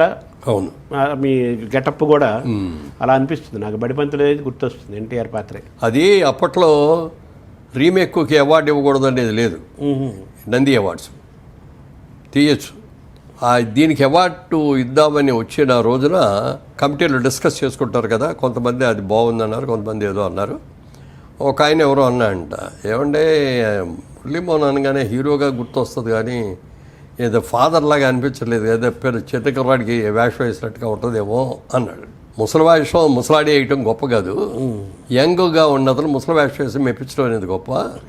అందుకని దీంట్లో డౌట్ లేకుండా ఈ క్యారెక్టర్కే బెస్ట్ యాక్టర్ ఇవ్వాలి, బెస్ట్ పిక్చర్ అవార్డు వచ్చింది, బెస్ట్ యాక్టర్ అవార్డు వచ్చింది. అలా ఆ పాత్ర అలా వేయటం వల్ల అవార్డు వచ్చింది, గుర్తింపు వచ్చింది, అంతే కదా. వచ్చింది, డబ్బులు కూడా బాగా వచ్చాయి, డబ్బులు కూడా చాలా బాగా ఆడింది. ఆ గడ్డం గురించి గుర్తు చేశారు. ఈ మధ్య మేము క్లీన్ షేవ్తో కనిపించారు మొన్న ఈ ఏదో మీటింగ్లో. ఏంటి సార్ ఆ రహస్యము? అది ఇందాక చెప్పే కదా, డొక్కా సీతమ్మ సినిమా చేస్తారు, అందులో ఆ హస్బెండ్ క్యారెక్టర్ అనేసి లేటర్ పార్ట్ అంతా ఇట్లా గడ్డం ఇది ఉండి ఇట్లాగే కొంచెం జిప్పుడు జుట్లాగా ఉండేది, అట్లా ఉంటుంది. దాంట్లో కొంచెం ఈ ఓల్డ్లో కొంచెం యంగ్ ఉంటుంది, అది చేసేటప్పుడు కొంచెం నీట్గా ఉండాలన్నమాట. అప్పుడు అందుకనే గడ్డం అయిన తీసేసి ఆ గెటప్లో చేసాం. అది సో ఇంకా పాత్ర ఉంది కాబట్టి మళ్ళీ క్లీన్ షేవ్ ఉన్నప్పుడు క్లీన్ షేవ్ చేస్తూ ఉండాలి. అదే చెప్పాడు డైరెక్టర్కి, ఏమండి వాళ్ళది క్లీన్ షేవ్ చేసిన తర్వాత రేపు పొద్దున మళ్ళీ ఈ గెటప్ రావాలంటే రాదండి, మళ్ళీ 15 రోజులు నాకు గ్యాప్ ఇస్తేనే మళ్ళీ ఇది వస్తుంది అని. అలాగే చేద్దామండి అని. సార్ మామూలుగా మీరు అంతమంది మంచి కలర్ఫుల్ షర్ట్లు వేసి ఇన్సర్ట్ చేసి షూస్ వేసి తలకు రంగేసి మొత్తం 50 ఏళ్ళ మనిషిలా ఉండేవాళ్ళు కదా, తర్వాత మళ్ళీ మీ గెటప్ మార్చేసి మీరు గ్రే హెయిర్లోకి వచ్చేసారు. ఇప్పుడు గ్రే హెయిర్ ఫ్యాషన్ అనుకోండి లేటెస్ట్, అది అలా ఉంచుదాము. ఈ ఫ్యాషన్కి ముందు నుంచి ఎందుకు మీరు గ్రే హెయిర్లోకి వచ్చేసారు? గడ్డం పెంచడం సినిమాల్లో ఉన్నప్పుడు నన్ను ఎవరో ముసలాడని అనుకోరు, అంటే ఇప్పుడు అనుకుంటారు, అది వేరే విషయం. కానీ ఆ రోజులు యంగ్ కింద నేను రిటైర్మెంట్ కూడా నాకు నేనే అనౌన్స్ చేసుకున్నాను. ఏది జనం చూసి బోరు కొడుతుంది, ఇంకా ఇప్పుడు రోజులు ఎన్ని రోజులు హీరో ఇస్తాడు అని అనిపించుకోకూడదు, మనకు మనం రిటైర్ అయిపోవాలి అని చెప్పి ఒకరోజు ప్రెస్ మీట్ పెట్టి ప్రెస్లో ఇక నుంచి నేను హీరో వేయదలుచుకోవట్లేదు. అప్పటికే 50 ఏళ్ళు వచ్చేసి నాకు, 50 ఏళ్ళు 55 ఏళ్ళు వచ్చాయి. ఇక నుంచి హీరోగా వేయదలుచుకోలేదు, మా సొంత సినిమాల్లో కూడా హీరోగా అయ్యనని చెప్పి అనౌన్స్ చేశాను. చేసి అక్కడి నుంచి మానేశాను. మానేసిన తర్వాత ఫాదర్ క్యారెక్టర్లు అట్లాంటివి వచ్చినాయి, కొన్ని సినిమాలు చేశా. కానీ సినిమా రిలీజ్ అయిన తర్వాత హీరో ఫాదర్ లాగా లేడండి, హీరోయిన్ ఫాదర్ లాగా లేడండి, బ్రదర్ లాగా ఉన్నాడండి అని కామెంట్స్ వచ్చాయి. దాంతో నేను అనుకున్న లెవెల్లో అవి రాలా. మనం ఇక అయ్యే రావాలి, దాని మీద బేస్ అయితే మనం లాభం లేదని చెప్పి అప్పటికి ఫ్యామిలీ కూడా ఇక్కడ షిఫ్ట్ చేసాం, ఇండస్ట్రీ కూడా షిఫ్ట్ అయింది. మనం బిజినెస్ మ్యాన్ కదా, మళ్ళీ బిజినెస్ చేద్దామని చెప్పి అప్పుడు రియల్ ఎస్టేట్లో దిగి ఆ రియల్ ఎస్టేట్ చేయటం మూలంగా సర్వైవ్ అయ్యాం. లేకపోతే అప్పటి నుంచి ఇదే వేషాల మీద అంటే సర్వైవ్ అయ్యేవాళ్ళు కదా, సంపాదించింది కూడా దానికి సరిపోయేది, అయిపోయింది. అదే సో కొత్త రియల్ ఎస్టేట్ అనే కొత్త వేషం వేశారు. కొత్త వేషం వేసాం. సో మీ గ్రే హెయిర్లోకి రావడానికి కారణం అదేనా? కారణం అది కాదు, అంటే మా ఆవిడ చాలా రోజులుగా ఏమంటే నేను రంగు వేయనండి, మీకే సినిమాల వేషాలు వేస్తున్నారు, రంగులు వేసుకొని తిరుగుతున్నారు, నాకు రంగు వేయాలని లేదు. అది బాగోదు, నేను రంగు వేసి నువ్వు రంగు వేసుకోకపోతే బాగోదు, నేను చెప్తాను, నాకు టైం ఇవ్వు నేను టైం ఇచ్చినప్పుడు నువ్వు చేద్దాం అన్నావు. సరే ఓకే అంది. అన్న తర్వాత ఒక రోజు పిలిచి చెప్పాను, నేను కూడా రంగేయటం మానేసి గ్రే హెయిర్తోనే ఉందాం అనుకుంటున్నాను. అయితే ఒక కండిషన్, 1 సంవత్సరం వరకు చూస్తాను నేను. బాగుంది అంటే కంటిన్యూ చేస్తాను, లేదండి బాగోలేదండి మీరు రంగు వేస్తేనే బాగుంటుందంటే రంగు వేసుకుంటాను. అప్పుడు రంగు వేసుకున్న తర్వాత మళ్ళీ నువ్వు ముందే రంగు వేసుకోకుండా ఉంటే బాగోదు. కాబట్టి నేను ఓకే ఇక నుంచి నువ్వు కూడా రంగు వేసుకోవడం మానే అన్నప్పుడు మానేద్దు కానీ అని నేను వేసుకున్న తర్వాత నేను ఈ గ్రే హెయిర్తో 1 ఇయర్ అయిన తర్వాత అప్పుడు చెప్పాను, వాడు గ్రీన్ సిగ్నల్ ఇచ్చా, ఇక నువ్వు కూడా మానే. మిమ్మల్ని గ్రే హెయిర్లో జనం కొంతకాలం గుర్తుపట్టలేదేమో. ఇప్పటికీ కొంతమంది అంటూ ఉంటారండి, మళ్ళీ మీరు రంగు వేసుకోండి సార్ మళ్ళీ హీరోగా ఉంటారు. ఇక వేయరా రంగు? 99% ఏదైనా మంచి క్యారెక్టర్ వచ్చి చేయాలి అని అనుకుంటే అప్పుడు చూస్తారు. అదే తర్వాత సార్ మిమ్మల్ని అంటే అది కూడా ఓల్డ్ యంగ్ 2 ఉన్నది ఏదైనా వస్తే అట్లా ఎవరికైనా అసూయ కలిగేంత ఆరోగ్యం అన్నట్టు అంటారు కదా. అంటే చూడటానికి మీరు మామూలు చూడటానికి ఆరోగ్యంగా కనిపిస్తారు, ఆరోగ్యంగా కూడా ఉన్నారు, రెండూ ఉన్నాయి కదా. స్లిమ్ అవుతున్నారు, బాగా స్లిమ్ అయ్యారు, ఈ మధ్య ఇంకా స్లిమ్ అయ్యారు. మీ ఆరోగ్య రహస్యం ఏంటి? అసలు పొద్దున్న నిద్రలేచినప్పటి నుంచి పడుకునేంత వరకు మీ డైలీ ఏంటి మీ లైఫ్ స్టైల్ సార్? ఎన్ని గంటలకు లేస్తారు? వాటన్నిటికంటే కూడా ముందు చెప్పాల్సింది మా ఫ్యామిలీ జీన్స్. మా ఫాదర్ 96 years బతికారు. ఆయన చనిపోయే 2 రోజుల ముందు కూడా వాకింగ్ చేస్తూనే ఉండేవారు మార్నింగ్. మా మదర్ 100 years బతికారు. So family genes are very good. అలా అని చెప్పి మన ఇష్టం వచ్చినట్టుగా లైఫ్ ఇది చేస్తే ఉండవు, పోతాం. అది ఒకటి మెయిన్గా అది ఉందండి. తర్వాత సినిమాల్లో ఉన్నాం కాబట్టి మనం జాగ్రత్తగా ఉండాలి, లావ్ అయిపోకూడదు, పొట్ట పెరగకూడదు, సిస్టమేటిక్గా ఉండాలి అని మనం తినే ఫుడ్ కూడా అండి జనరల్గా ఏది పడితే తినాలని కోరిక పుట్టేస్తాయి. బిర్యానీలు తినేద్దాం, లేకపోతే ఇంకేయో తిందాం, ఫాస్ట్ ఫుడ్ తిందాం, ఇట్లాంటివన్నీ వస్తే మన కంట్రోల్లో ఉండదు బాడీ. ఇప్పుడు మనం ఎంత ఇంటేక్ ఫుడ్ తీసుకుంటున్నామో దాన్ని ఎక్సర్సైజ్ మూలంగానో దీని దాన్ని ఖర్చు పెట్టాలి, లేకపోతే క్యాలరీస్ పెరిగిపోతాయి లోపల ఇదైపోయి, అంటే డబ్బులు ఆదాయం ఖర్చులాగా. అందుకని ఇంటేక్ అంత ఎన్ని క్యాలరీస్ తీసుకుంటున్నామో అన్ని క్యాలరీస్ని బాండ్ చేయాలి మనం. అందుకని రోజు నడిచే రోజుల్లో నడిచేవాడిని, జాగింగ్ చేసే రోజుల్లో జాగింగ్ చేసేవాడిని, స్విమ్మింగ్ చేసే రోజుల్లో స్విమ్మింగ్ చేసేవాడిని, హార్స్ రైడింగ్ చేసేటప్పుడు హార్స్ రైడింగ్ చేసేటప్పుడు అట్లా అన్నీ చేసేవాడిని. ఒక స్టేజ్ వచ్చిన తర్వాత ఇక స్విమ్మింగ్ చేయలేకపోయానండి, జాగింగ్ కూడా చేయలేకపోయా, నడక మీద చేసుకుంటూ వచ్చాను.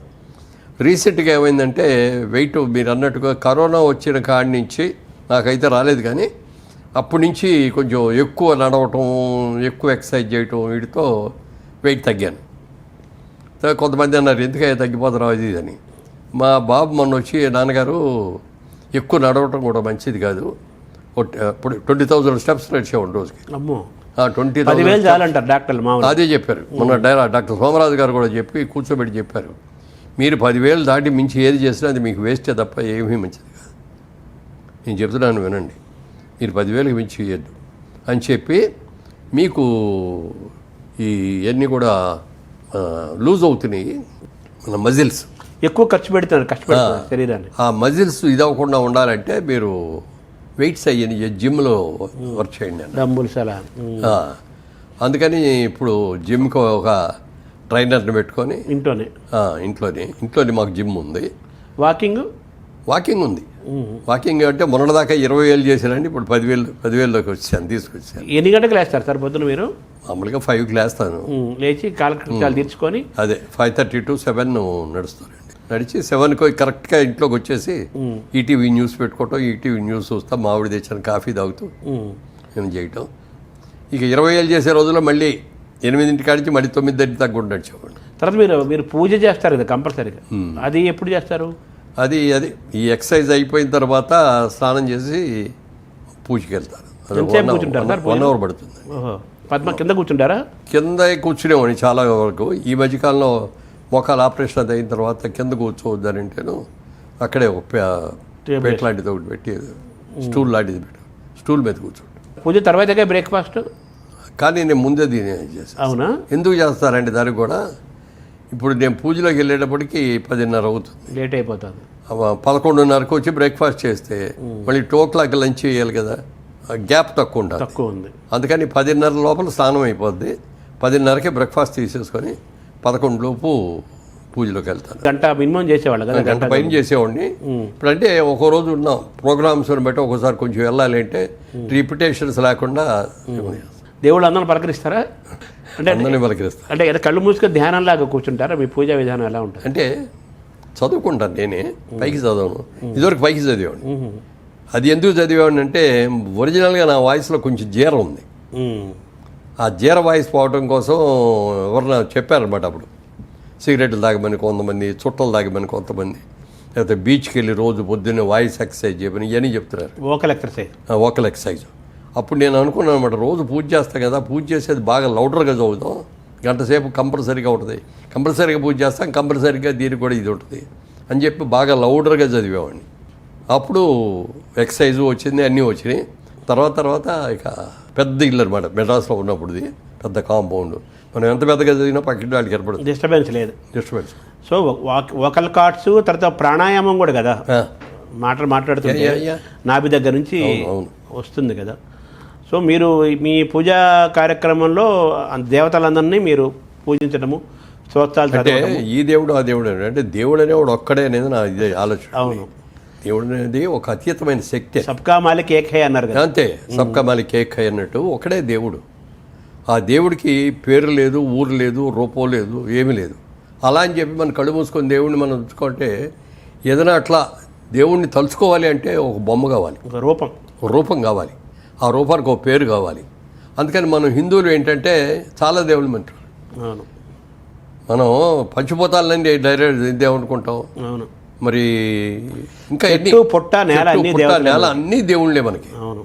అదే ఇతర మతాల్లో చూస్తే బుద్ధిస్టులకి ఓన్లీ గౌతమ్ బుద్ధులే, ముస్లిమ్స్కి ఓన్లీ అల్లా, క్రిస్టియానికి వెళ్ళి చూస్తే జీసస్. కానీ మనకు అలా కాదు, 3 కోట్ల మంది ఉన్నారు. ఓ రోజున బాలకృష్ణ గారు, నేను, బ్రహ్మానంద గారు మేమందరం ఒక షూటింగ్లో ఉన్నాం. జయసింహ అని, అది కుంభకోణంలో షూటింగ్, అక్కడ ఉన్నాం. బాలకృష్ణ గారిది నాది పక్క కాటేజీలో, ఎదురుగుండా కాటేజ్ ఏమో బ్రహ్మానందం గారు. బాలకృష్ణ గారు ఆ రోజున పొద్దున్న షూటింగ్ వెళ్ళిపోయారు. ఈయన చేస్తూ ఉండగా నా దగ్గరికి వచ్చాడు బ్రహ్మానందం గారు. బయట కూర్చొని అన్నీ వింటున్నాడు, నేను మాట్లాడే ఈ చూసి అవన్నీ అయిన తర్వాత, ఈ రోజు ఎంతసేపు చేస్తారు పూజ అన్నాడు. గంట సేపు చేస్తారండి అన్నాడు. ఏ దేవుడిని పూజిస్తారు అన్నాడు. అందరినీ పూజ చేస్తారండి. మరి మీరే దేవుడిని చేస్తారండి అన్న. నేను ఒక్కళ్ళే చేస్తానండి అన్నాడు. ఎవరిని చేస్తున్నారు మీరు అన్న. నేను వెంకటేశ్వర స్వామిని. నా ఉద్దేశంలో వెంకటేశ్వర స్వామే దేవుడు.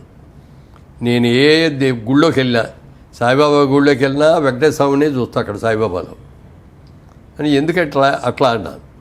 ఒక చిన్న ఉదాహరణ చెప్పాడు ఆయన. ఇప్పుడు చాలామంది ఇంట్లో పని చేసేవాళ్ళు వచ్చి 3 ఏళ్లలో 4 ఏళ్లలో చేసి వెళ్ళిపోతూ ఉంటారు కదా. ఇప్పుడు అపార్ట్మెంట్స్లో ఉండేవాళ్ళకి నెలకి. ఇప్పుడు 4 ఏళ్లలో పనిచేసే ఒక అమ్మాయి మన ఇంటికి వచ్చింది అనుకోండి, అన్హెల్తీగా ఏదైనా జబ్బు చేసింది. మన ఇంట్లో పనిచేసే అమ్మాయి అయితే మనమే ఇదిగోన మా డబ్బులు తీసుకెళ్ళి చేయించుకుంటాం. 4 ఏళ్లలో చేసే అమ్మాయి మన ఇంటికి వచ్చింది, ఎవరో ఒకళ్ళు ఇస్తారులే అని ఎవడో ఇవ్వడు. అలాగే నువ్వు అందరు దేవుళ్ళని పూజ చేసావు అనుకో, ఆంజనేయ స్వామిని చూసుకుంటాడు, వెంకటేశ్వర స్వామి అనుకుంటాడు, జీసస్ చేసేవు నన్ను చూడలేదు కదా అని ఆయన అనుకుంటాడు. అందుకని నేను ఒక్కళ్ళనే చేస్తాను అన్నాడు. ఏదో బాగానే ఉంది, కానీ అలా అని కాదే, పంచిపోతాలు కూడా మనకి దేవుడు, చెట్టు పుట్ట అన్ని దేవుళ్ళే మనకి. అంటే మన మనిషిలో, జంతువులో, చెట్టులో, పుట్టలో చూడటం అనేది మంచి ఆలోచన. గోమాతను ఎంత గొప్పగా చూస్తాం. తల్లి తర్వాత తల్లి గోమాతే అన్నాం, కానీ ఎప్పుడు గోవు ఆవు అని అన్నాం. భూమాతను కూడా అంటాం. భూమాత, ఆ దైవాన్ని, గాలి కానీ నీరు కానీ, పంచిపోతాలు అన్నీ కూడా ఈ పంచిపోతాలు సరిగ్గా పరిపాలిస్తున్నాయి కాబట్టి మనం ఉండగలిగాం. అవును. గాలి గట్టిగా వీస్తే మనం పడిపోతాం. అవును. వర్షం ఎక్కువ కురిచేసి నీరు ఎక్కువ వచ్చేసిందంటే కొట్టుకుపోతాం. అంతే కదా. ఏమంటే గాలి అసలు రాకపోతే గుండె అయిపోద్ది, ప్రాణవాయువు. సో పంచభూతాలకి పంచేంద్రియాలకి అనుబంధం ఉంది. అంతే. అందుకని అందరూ దేవుళ్ళే అంటాను నేను. ధ్యానం చేస్తారా కొంచెంసేపు? ప్రాణాయామం ఏమైనా చేస్తారు? ఓంకారం ప్రాణాయామం చేసేవాడిని, కానీ ఇక అది ఏకాగ్రత ఉండట్లా. ఓహో. ఓంకారం చేద్దామని అనుకుంటే అది బాగా ప్రాక్టీస్ అవ్వాలి, ఇంకే ఆలోచనలు రాకూడదు. ధ్యానం చేస్తున్నారా మరి? చేస్తారా, కానీ కుదరట్లా. ఏదో టైం అయిపోతుంది, టైం చూసుకుంటూ ఉంటాం, ఏదో ఇట్లా వెళ్ళేటప్పటికి ఆ కాన్సన్ట్రేషన్ కుదరట్లా. సో మీరు మీ ఇష్టదైవం అంటే ఎవరని చెప్పాలి? అందరూ దేవుళ్ళే. వాళ్ళు వీళ్ళు ఒకరనే ఏం కాదు, దైవాన్ని ఇష్టపడతారు, మీరు నమ్ముతారు. సో మీ దాంట్లో ఇది చెప్పారు, ఎవరో అడిగారు, ఏమయ్యా నువ్వు రోజు పూజ చేస్తావు కదా, ఎప్పుడన్నా దేవుడు నీకు ప్రత్యక్షమయ్యాడా అని అడిగాడు. అయ్యాడన్నా. దేవుడు చూసావా అన్నాడు. చూశానన్నా. నాకు చూపిస్తావా అన్నాడు. నీకు చూడాలని కనుక నిజంగా కోరుకుంటే చూపిస్తాను నీకు కూడా అన్నాడు. చూపించు అన్నాడు. చూపించు అంటే నేను ఒకటి అడిగాను. నేను ఒక ప్రశ్న అడుగుతాను, దానికి సమాధానం చెప్పాడు. కరెంట్ అంటే తెలుసా అన్న. ఎందుకు తెలియదు కరెంటు? మీ ఇంట్లో కరెంట్ ఉందా అన్న. ఉంది అన్నాడు. కరెంట్ ఎలా ఉంటుంది? ఎర్రగా ఉంటుందా, నల్లగా ఉంటుందా, ద్రవ పదార్థమా, ఘన పదార్థమా, ఎలా ఉంటుంది? ఐస్ లాగా ఉంటుందా అంటే అట్లా అడిగితే ఏం చెప్తాం? కరెంటే అన్నాడు కదా. కరెంట్ అనేది ఎలా ఉందో నీకు తెలియదు, బట్ కరెంట్ ఉంది అనేది ఒప్పుకుంటాం. లైట్లోకి వెళ్తే వెళ్ళి వస్తుంది, మైక్లోకి వెళ్తేనేమో సౌండ్ పెరుగుద్ది, ఇట్లా రకరకాలు. దేంట్లోకి వెళ్తే అది ఇది కరెంట్ ముట్టుకుంటే షాక్ కొడుతుంది. అలా అని చెప్పి అది కారంగా ఉంటుందా ఇదని మనం చెప్పలేము. దానికి రూపం లేదు, బట్ ఉంది. అలాగే దేవుడు కూడా అంతే, రూపం లేకపోయినా దేవుడు ఉన్నాడు. అది మీరు జీసస్ అని పిలిచినా, వెంకటేశ్వర అని పిలిచినా, ఆంజనేయ అని పిలిచినా, గౌతమ్ బుద్ధ అని ఎవరైనా ఆయనే ఒక శక్తి స్వరూపం. ఏదో ఈ వ్యవస్థ నడిపిస్తుంది సరాచర జగత్తుననే విశ్వాసం మీకు సంపూర్ణంగా ఉంది. అయితే ఆరోగ్యంలో శారీరకంగా వ్యాయామం చేస్తారు, ఇవన్నీ చేస్తారు, బట్ మనసు కూడా ముఖ్యం కదా ఆరోగ్యంలో. మనసు కూడా ముఖ్యమేనండి. దాన్ని ఎలా మీరు సెట్ చేసుకుంటారు? అంటే ఇక మనం కొన్ని సెల్ఫ్ కండిషన్స్ పెట్టుకుంటానండి. జోదం ఆడకూడదు, రేసులకు వెళ్ళకూడదు, పేకాట ఆడకూడదు, విచారం చేయకూడదు, డ్రింక్ తాగకూడదు, ఇట్లాంటివన్నీ కూడా పెట్టుకుంటాను. అంటే భావోద్వేగాలు ఉంటాయి కదా, కోపము చాలా ఉంటాయి కదా, కంట్రోల్ చేసుకుంటాను. అయ్యప్ప మాలేసుకున్నప్పుడు ఆ 40 రోజులు అసలు కోపం కూడా రానివ్వం. మిగిలిన రోజులు ఇప్పుడు కొంచెం వయసు పెరిగిన తర్వాత అప్పుడప్పుడు ఒక్కోసారి కొద్దిగా కోపం వస్తుంది, లేకపోతే ఎవరిని విసిగిస్తా అంటే విసుకుంటున్నాం, కొంచెం గట్టిగా చెప్పాల్సి వస్తుంది. ఇవి ఉన్నాయి కానీ కొంచెం కంట్రోల్ చేసుకోవాలి. అంటే భావోద్వేగాలు పైగా నాకేంటంటే స్నేహితులే తప్ప నాకెవరు శత్రువులు ఉంటారు. మీ భావన అది. ఒకవేళ ఉండి మీ గురించి ఇట్లా బ్యాడ్గా మాట్లాడతారని ఎవరైనా చెప్పినా కూడా అతను తత్వవతిని అతని కళ్ళకి నేను బ్యాడ్గా కనపడతానే పోని అని ఊరుకుంటాను. వాళ్ళతో ఎంతవరకు ఉండాలో అంతవరకే ఉంటాను. ఎక్కడ కలిపి హలో అంటే హలో అంటారు, నమస్తే అంటే నమస్తే అంటారు. అంటే మీకు ఇండస్ట్రీలో కూడా అజాత శత్రువు అని ఒక పేరు కూడా ఉంది కదా. ఉంది కదా. అదే అంటే మీరు భావోద్వేగాల్ని, కోపాలని, వీటన్నిటిని కూడా మీరు ఈ ఆధ్యాత్మిక సాధన ద్వారా దాన్ని ఏమన్నా తొక్కుతున్నారా? తొక్కట్లే, కంట్రోల్ చేసుకుంటున్నాం. ఎందుకంటే ఆధ్యాత్మికంగా శక్తి ఉండబట్టే, మనం కంట్రోల్ ఉండబట్టే మనం చేయగలం ఏదైనా. లేకపోతే టెంట్ అయిపోతాం. మనసు చంచలమైనది. ఈ చంచల మనసులో ఏదో ప్రతిదానికి ఏదో కోరిక వచ్చేస్తూ ఉంటుంది. మనం పాడైపోవడానికి సులువు మార్గాలు అనమాట. చాలా మార్గాలు. మనకు కొన్ని పెట్టుకొని దేవుడు ఉన్నాడు, దేవుడి దగ్గర మనం ప్రత్యక్ష చేసాం, మనం ఇది చేసాం, దీన్ని మనం కాపాడుకోవాలి, నిలబెట్టుకోవాలి అనేది ఒకటి ఉంటే ఏమిటంటే కంట్రోల్లో ఉంటుంది. సో జీన్సు, వ్యాయామము, ఆధ్యాత్మిక సాధన, తర్వాత మనసును గ్రహించుకోవటము, ఆహారం, ఇవన్నీ కూడా మీ ఆరోగ్య రహస్యాలు. బ్రేక్ఫాస్ట్ ఏంటుంటుంది సార్ మీది మామూలుగా? నేను బ్రేక్ఫాస్ట్ మామూలుగా ఓన్లీ ఫ్రూట్స్ అండి. ఫ్రూట్స్ అంటే పప్పాయి, దానిమ్మ, యాపిల్, సీజనల్ ఫ్రూట్స్. సీతాఫలాలు దొరికినప్పుడు సీతాఫలాలు, కమలాఫలాలు దొరికినప్పుడు కమలాఫలాలు, నారింజకాయలు దొరికినప్పుడు నారింజకాయలు, మామిడికాయలు దొరికినప్పుడు మామిడికాయలు. సీజనల్ ఫ్రూట్ కూడా తింటా. ఒక సీజనల్ ఫ్రూట్, తర్వాత నట్స్, పప్పు, డ్రై ఫ్రూట్స్. అంతేనా? మీ దోశలు, ఇడ్లీలు ఉండవు? ఒక గ్లాసు రాగి జావ తాగుతాం. అంతేకాని దోశలు, ఇడ్లీలు అలాంటివి ఉండవు. ఫ్రూట్స్, డ్రై ఫ్రూట్స్, నట్స్, రాగి జావా బ్రేక్ఫాస్ట్. లంచ్ ఎన్ని గంటలకు చేస్తారు? లంచ్ మామూలుగా 2 o'clock అండి. లంచ్ ఎలా ఉంటుంది మీది? Lunch only vegetarian. అంటే ఓన్లీ కాదు, నాన్ వెజిటేరియన్. సండే డెఫినెట్గా నాన్ వెజిటేరియన్ తింటామండి. మధ్య మధ్యలో ఒకసారి అరసారి ఏదైనా పార్టీ వెళ్ళాలని అక్కడ తింటూ ఉంటాం. బట్ రోజు ఫస్ట్ నేను కలుపుకునే మొదటి ముద్ద పప్పుకూర ఉంటుంది. పప్పు, ఆకుకూర మొదటి నుంచి అంతే. మొదటి నుంచి అది కంపల్సరీగా మా ఇంట్లో పప్పుకూర, ఆకుకూరతో పప్పుకూర అనేది కంపల్సరీ. అది అయిన తర్వాత మామూలు కూర ఏదైనా ఉంటే అది తింటాను. అది అయిన తర్వాత నాన్ వెజ్ నాకర్లో తింటాను. నాన్ వెజ్ తగ్గించడం మొదలుపెట్టి ఎంతకాలం అయింది? అంటే ఎప్పుడు కూడా తక్కువేనండి, ఎక్కువ తినేవాడిని కాదు. ఎందుకంటే మీ అమ్మగారు వాళ్ళు కూడా కొంచెం పూజలు అవి చేసేవారు. మా అమ్మగారు వాళ్ళు అసలు తినరు. మా అమ్మగారు తినరు, మా అక్కగారు తినరు, మా చెల్లెలు తినదు, మా అమ్మాయి తినదు. నాన్నగారికి విపరీతమైన ఇష్టం, ఆయన రోజు పెట్టాలి. ఇప్పుడు మా డాక్టర్ తినదు. వాళ్ళకి 2 పిల్లలు, అబ్బాయి అమ్మాయి, వాళ్ళు తినరు. మేము శుద్ధ బ్రాహ్మణం ఒక విధంగా చెప్పాలి. కమ్మ బ్రాహ్మణ. మన తిప్పనేని రామస్వామి చౌదరి గారు చెప్పాలంటే ఆయన భాషలో కమ్మ బ్రాహ్మణులు. సో మీరు వెజిటేరియన్ ఎక్కువే తింటారు, నాన్ వెజ్ కంపారిటివ్గా వెజిటేరియన్ ఎక్కువ. కంపారిటివ్. నైట్ టైం మాత్రం ఓన్లీ టిఫిన్. దోశ అయితే ఒక దోశ. ఆఫ్టర్ భోజనం లంచ్ తర్వాత ఏదైనా రెస్ట్ తీసుకుంటారా మధ్యాహ్నం? ఏమన్నా రెస్ట్ అంటే పడుకోనండి. పడుకొని ఏదో పేపర్లు చదువుకోవటం, రిలాక్స్ అవ్వరా? మంచి పనుకోవటం, నిద్రపోవటం ఉండదు. పగలపూట నిద్రపోరు మీరు? పగలపడుకో. ఈవినింగ్ ఎన్ని గంటలకు ఉంటుంది సార్ మీరు dinner? Evening dinner 8 o'clock. Night. అది కూడా రైస్ అది ఉండదు. తింటే పుల్కా తింటాం, లేకపోతే ఏదైనా దోశ లేకపోతే ఇడ్లీ కానీ. వెరీ సింపుల్ అది కూడా. ఎంతకాలం నుంచి మీరు నైట్ టైం భోజనం మానేసి ఎంతకాలం అయింది? చాలా ఏళ్ళు అయిందండి. అబ్బో. నాకు పెళ్ళి తర్వాత సంసారం పెట్టేటప్పుడు ఇన్సూరెన్స్ చేయించుకుందాం, ఇన్సూరెన్స్ చేయించుకుంటే మంచిగా రేపు పొద్దున మనం ఎట్లా ఉంటాం దగ్గర తిరుగుతూ ఉంటాం, ఒక ఇన్సూరెన్స్ ఉంటే ఒక ఇది ఉంటుంది ఫ్యామిలీకి ఒక అని ఇన్సూరెన్స్ చేయించాను. చేయిన తర్వాత 1 year అయిన తర్వాత ఇంకొంచెం చేద్దాం, ఆదాయం పెరిగింది కదా అని మళ్ళీ చేద్దామని వెళ్తే ఆయన చూసి ఇన్సూరెన్స్ ఏజెంట్ అన్నాడు, సార్ లాస్ట్ ఇయర్ ఇన్సూరెన్స్ చేసినప్పటికీ ఇప్పటికి 8 kgs పెరిగారు సార్, మీరు ఇలా పెరగటం మంచిది కాదు అన్నాడు. అప్పుడు కానీ నాకు తెలియలేదు నేను పెరుగుతున్నాను అనేది. ఇక అప్పటి నుంచి కంట్రోల్ పెట్టుకున్నాను. అప్పుడు పెద్ద ఏజ్ ఏం లేదుగా, మీరు 30sలో 40లో ఉంటారేమో. అప్పుడు లేదు, ఇంకా 30 లెస్ దాన్ 25లో పెళ్ళి అయింది. అవును. 26 ఆ టైంలో తీసుకొని అప్పటి నుంచి రాత్రిపూటకి భోజనం మానేసి రైస్ మానేసి పుల్కా తినేవాడిని. అప్పటి నుంచే అంటే మీకు 85 ఏళ్ళు సినిమాలో రాకముందు నుంచే పుల్కా. అంతే. సినిమాలు 34 ఏళ్ల వయసులో వచ్చారు మీరు, అంతే కదా? 74 అనుకుంటా. వచ్చిన కాడి నుంచి కూడా ఇక అది కంటిన్యూ. అంటే మీరు ఇప్పుడు 85 ఏళ్ళు అంటే 60 ఏళ్ళ నుంచి మీరు ఆల్మోస్ట్ 60 ఏళ్ళ నుంచి రాత్రిపూట భోజనం చేయట్లా, ఏకభుక్తమే. పనుకోవడం 8 గంటలు పనుకుంటారు సార్? 10 ఇద్దర వెంటనే పడుతుందా మీకు? అది ఆరోగ్యం కొంచెం ఇది కూడా ఆరోగ్యమే. ఇప్పుడు కొద్దిగా మధ్య మధ్యలో మెలకు రావడం కొద్దిగా కిందే ఉంటుంది. అప్పుడు చూస్తే బెడ్ మీద చిన్న ఎక్సర్సైజ్ చేసేసి పడుకుంటే మళ్ళీ నిద్రపట్టి. అదే.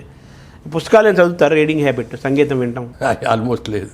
పుస్తకాలు ఇదివరకు చిన్నప్పుడు బాగా చదివేవాడిని, కానీ ఇప్పుడు చదువుతా అంటే నిద్ర వచ్చేస్తూ ఉంటుంది. మంచిదే కదా. సినిమాలు చూస్తుంటారా సార్? తర్వాత సినిమా ఇండస్ట్రీలో ఉన్నా కాబట్టి సినిమాలు చూడాలి. కొత్త సినిమాలు చూస్తున్నారా? లేటెస్ట్ సినిమాలు కూడా చూస్తారా? లేటెస్ట్ కూడా చూస్తాను. కొన్ని ఏమో థియేటర్కి వెళ్ళి చూస్తున్నాను, కొన్ని ఏమో ఎట్లా ఓటీటీలో రావటం లేదు, తర్వాత వస్తాయి కదా. ఏదైనా థియేటర్కి వెళ్ళి చూసి ఆ ఫీల్ వేరు కదా. డెఫినెట్గా 100% ఆ తేడా అంతా ఉంటుంది. చాలా బాగుంటుంది కదా. ఫుల్ స్క్రీన్, జనం మధ్య ఫుల్ స్క్రీన్ ఒకటి, లైట్లన్నీ ఆఫ్ చేసి ఉండే స్క్రీన్ ఒకటే కనపడుతుంది మనకి, మన పక్కన వాళ్ళు కూడా మనకు కనపడరు. సో మన ధ్యానం పూర్తిగా ఆ కథ మీద సినిమా మీదే ఉంటుంది. అవును. ఫోన్లు రావు, ఫోన్లు వచ్చినప్పుడు మనం సైలెంట్లో పెట్టుకుంటాం కూడా, డిస్టర్బెన్స్ ఉంటుంది. ఇంట్లో కూర్చొని చూస్తున్నాం అనుకోండి, ఫోన్ కానీ హలో హలో అంటాం, ఇది మాట్లాడుతాం, మళ్ళీ పెట్టేస్తాం, మళ్ళీ చూస్తాం, మధ్యలో కొంచెం ఓ సీన్ ఎగిరిపోతాం. సరే, మీరు ఇన్ని చేస్తూ బిజినెస్ చేశారు, రియల్ ఎస్టేట్లో చాలా సక్సెస్, విల్లాస్ కట్టారు, అపార్ట్మెంట్స్ కట్టారు, చాలా చేశారు. తర్వాత మీ ఊర్లో మీ చాటపర్రులో మళ్ళీ పాత ఇల్లుని కూడా రెనోవేట్ చేసి మళ్ళీ అద్భుతంగా దాన్ని చేశారు. అది మా తాతగారి కట్టిన ఇల్లు అండి. 100 సంవత్సరాలు పూర్తి అయింది మళ్ళీ 3 months క్రితం. 100 సంవత్సరాలు పూర్తి అయిన తర్వాత దాన్ని అట్లాగే వదిలేస్తే పడిపోద్ది, కూలిపోయే స్టేజ్కి వచ్చేస్తుంది అనమాట. దీన్ని మళ్ళీ రివైవ్ చేయాలి. మనం ఇక్కడ పుట్టి పెరిగాం, ఇక్కడ పెట్టిన తర్వాత మనం ఇవాళ బాగున్నాం కదా, దాన్ని కూడా బాగుండేటట్టు చేయాలి కదా అని చెప్పి దాన్ని కంప్లీట్గా అదే స్ట్రక్చరు అదే ఇది మోడల్ ఏం మార్చలేదు, అప్గ్రేడ్ చేసాం అంత.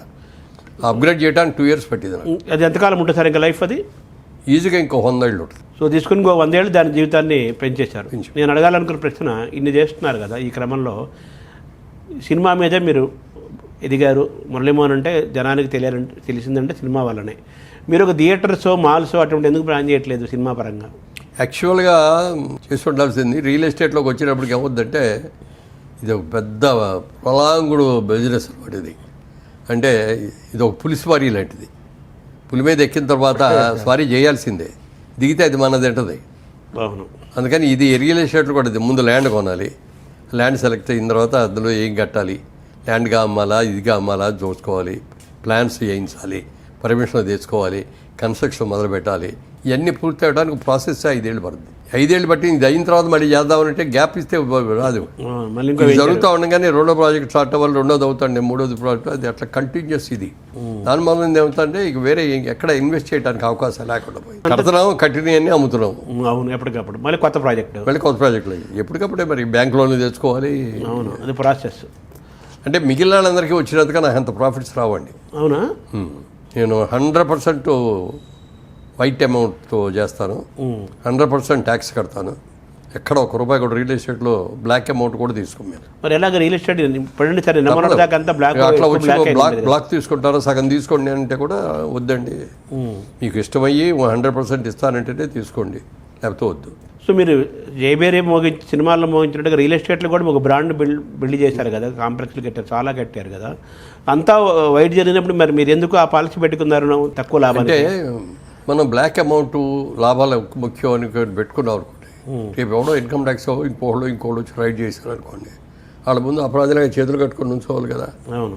ఎందుకు తప్పు చేయాలి మనకి? నాకు వచ్చేది చాలు. దాని గురించి అవితాసం వచ్చేసి రేపొద్దునే పెద్ద కోటీశ్వరుడు అయిపోవాలి, లేకపోతే 100 ఇళ్ళు కట్టాలి, మీరు ఎన్నట్టుగా మల్టీప్లెక్స్లు కట్టాలి, ఇయ్యేద్దాలి అయ్యేద్దామని ఆలోచన లేవు నాకు. ఓ బిజినెస్గా సెలెక్ట్ చేసుకున్నాను రియల్ ఎస్టేట్ అనేది, దాన్ని చూస్తున్నాను.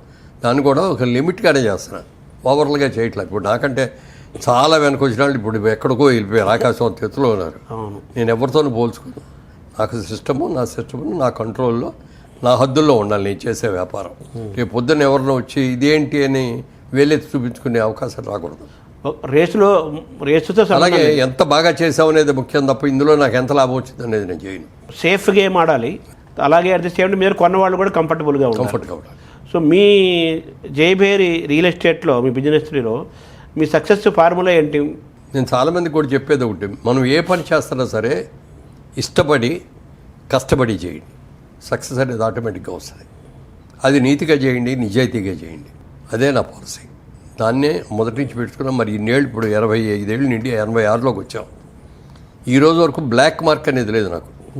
ఇది మురళీమోహన్ ఎలా అని ఒక చుక్క కూడా ఎక్కడ పెట్టడానికి లేదు. It's my life is a white paper. So మీరు ఏ సినిమా చేసినా, వ్యాపారం చేసినా, ఏది చేసినా దాన్ని ఇష్టపడాలి, దానికోసం కష్టపడాలి. అట్ ది సేమ్ టైం మనం ప్రాఫిట్ కంటే కూడా పేరు ఇంపార్టెంట్, అంతా వైటే చేయాలి, అంతే కదా. అలా అనుకున్నా కొన్ని ఇష్టం లేని పనులు కూడా చేయాల్సి వస్తుంది. కొన్ని తప్పదు. ఆ కొన్ని తప్పదులాట్లో ఆ రాజకీయం. అసలు రాజకీయం మీద, పాలిటిక్స్ మీద ఇంట్రెస్ట్ లేదండి. అవును. ఎన్టీ రామారావు గారు మంచి బిజీగా హీరో ఉన్నప్పుడు ఆయన తెలుగు ప్రజలకి ఏంటో చేయాలి, తెలుగు అంటే గుర్తింపు లేకుండా పోతుంది అని ఒక జయంతో వచ్చి కాకి బట్టలు వేసుకొని ఒక మామూలు కామన్ మ్యాన్ లాగా రోడ్డు పక్కన పడుకొని ఇవన్నీ చేసి అట్లా చేశారు. అది చేసినప్పుడు మేము వెళ్ళి ఒకసారి ఆయన దగ్గరికి వెళ్ళి అడిగాం, ఏమంటే మీరు ఇంత కష్టపడి చేస్తున్నారు, మరి మేము కూడా మీకు ఏం సహాయం చేయాలో చెప్పండి, మేము వస్తామండి అని చెప్పి నేను, రావుగోపాలరావు గారు, సత్యనారాయణ గారు, గిరిబాబు గారు, ఇంకెవరో కొద్దిమంది, 10 మంది వెళ్ళాం.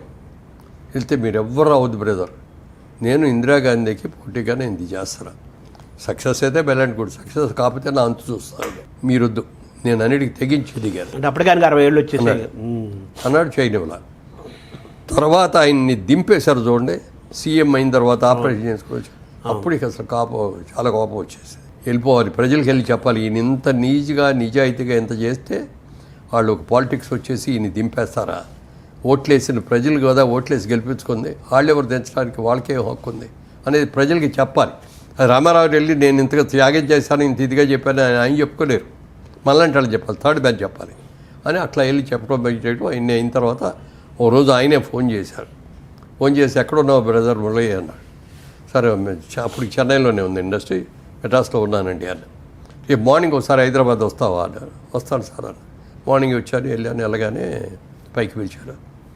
ఏం లేదు, మన వాళ్ళందరూ కూడా రాజమండ్రి నుంచి ఎంపీకి పోటీ నువ్వు చేస్తే బాగుంటుంది అంటున్నారు, నువ్వు చేస్తే బాగుంటుంది అన్నారు. నాకు అసలు దెమ్మ తిరిగిపోయింది. ఇదేంటిది, నాకు ఎప్పుడు అసలు ఆశ లేదు, నేను పార్టీ కార్యకర్తగా చేస్తాను అప్పటి నుంచి కూడా. పార్టీకి ప్రచారానికి నేను అన్నిటికీ వెళ్తా.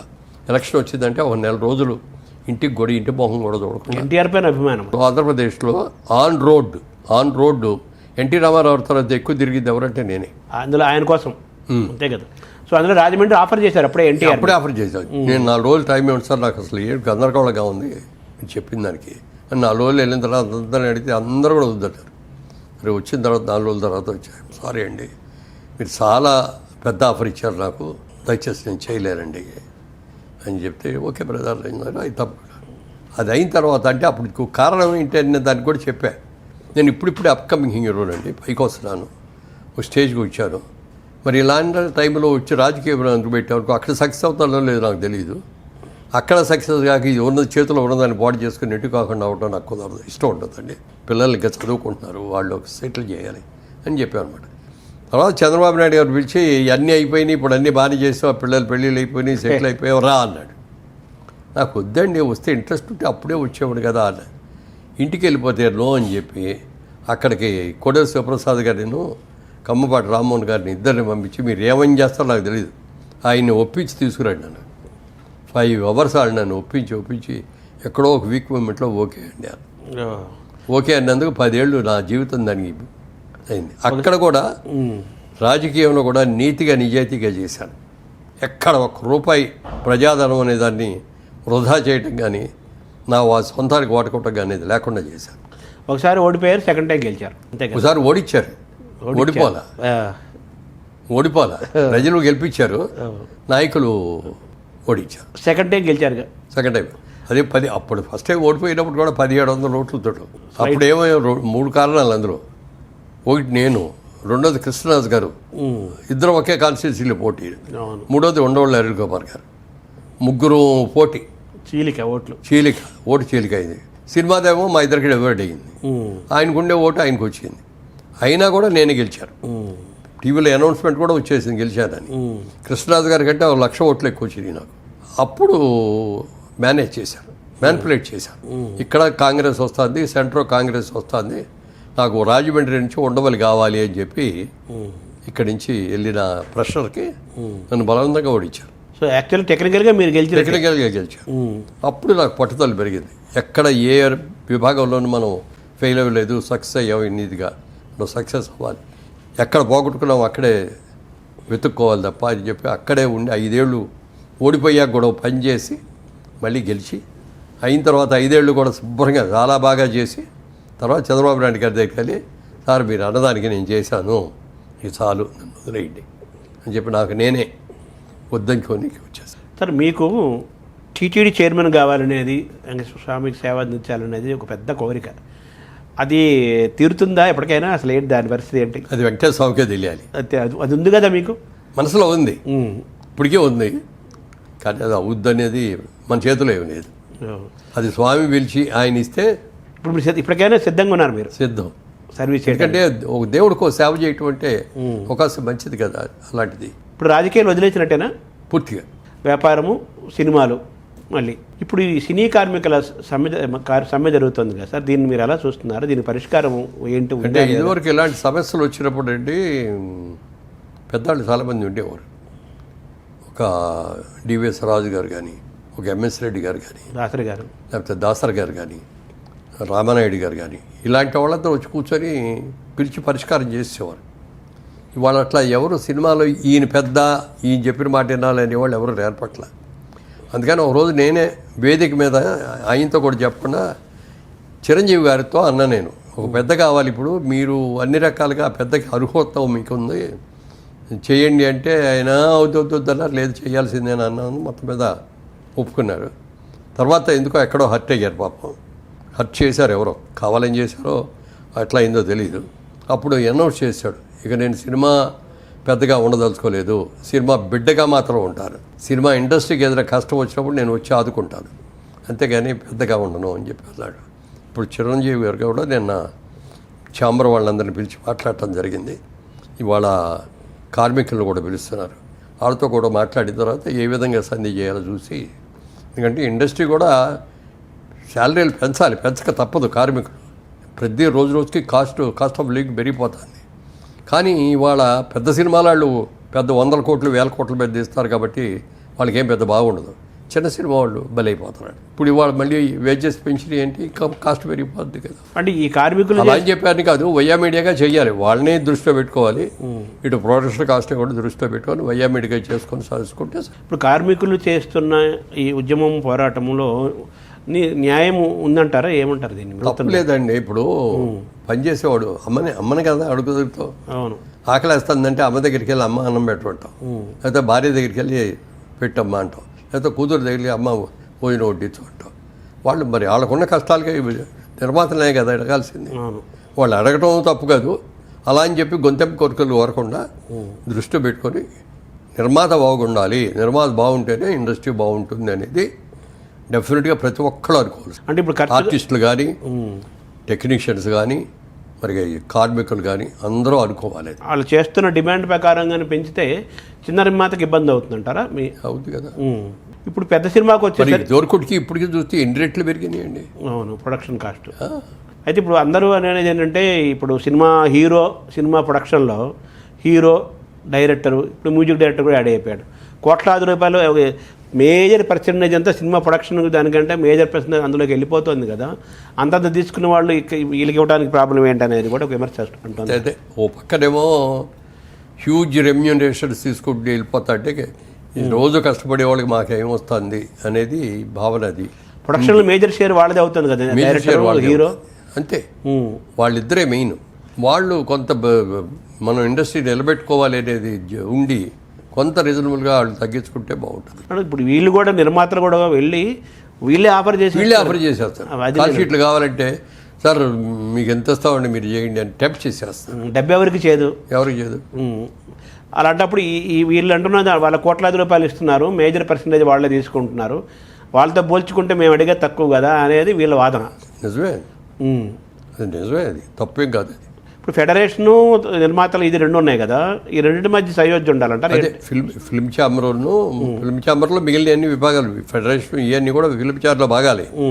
సినిమా ఇండస్ట్రీకి హెడ్ ఎవరంటే ఫిల్మ్ ఛాంబర్ ఆఫ్ కామర్స్. వాళ్ళు చెప్పినట్టే వినాలి, ఏదొచ్చినా వాళ్ళ దగ్గరికి వెళ్ళాలి. వాళ్ళు కూడా నిర్ణయించలేని పరిస్థితి వస్తే పెద్దల దగ్గరికి వెళ్ళాలి. అలా చిరంజీవి గారు నేను పిలిపించి వీడితో మాట్లాడడం జరిగింది. కార్మికులతో కూడా మాట్లాడతాను. నేను అనుకోవటం ఈ 1 వీక్ లోపల సెటిల్ అయిపోతుంది. మీరేమైనా పాత్ర ఏమైనా పోషిస్తున్నారా ఈ పరిష్కారంలో? ఏం లేదు సార్. పాపం ఒక్కొక్కరు వెళ్ళిపోతున్నారు పాత్ర వాళ్ళు. మన కోట శ్రీనివాసరావు, ధర్మవరం వెళ్ళిపోతున్నారు. మీకు ఏమైందండి సార్? ఎవరైనా వెళ్ళిపోవాల్సిన వాళ్ళమే అంతే ఉండేవాళ్ళు. ఎవడు పర్మనెంట్ కాదు ఈ భూమి.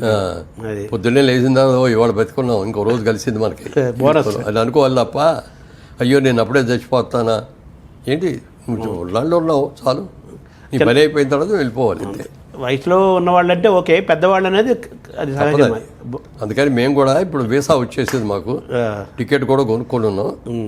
ఎప్పుడు ఎక్కమంటే అప్పుడు ఎక్కేటి. మామూలుగా అది దైవ నిర్ణయం, అది మనం చేయలేము. బట్ మీ వరకు మీరు మానసికంగా ఫిట్గా ఉన్నారు, చాలా జ్ఞాపక శక్తి ఉంది, అలాగే కామన్ సెన్స్ ఉంది, లౌక్యం ఉంది, ప్రజెన్స్ ఆఫ్ మైండ్ ఉంది, అన్నీ ఉన్నాయి కదా. ఇవి కూడా జెనెటిక్గా వచ్చిందంటారా? సాధన ఏమైనా ఉందా మీకు? జెనెటిక్గా వచ్చినాయి. అంటే చిన్నప్పుడు మరి తల్లిదండ్రులు మన గైడ్ చేసే విధంగా ఉంటుంది కదా. అవును. మా అమ్మగారి ఇన్ఫ్లుయెన్స్ ఆమె అది ఎక్కువ చిన్నప్పటి నుంచి. Thank you sir.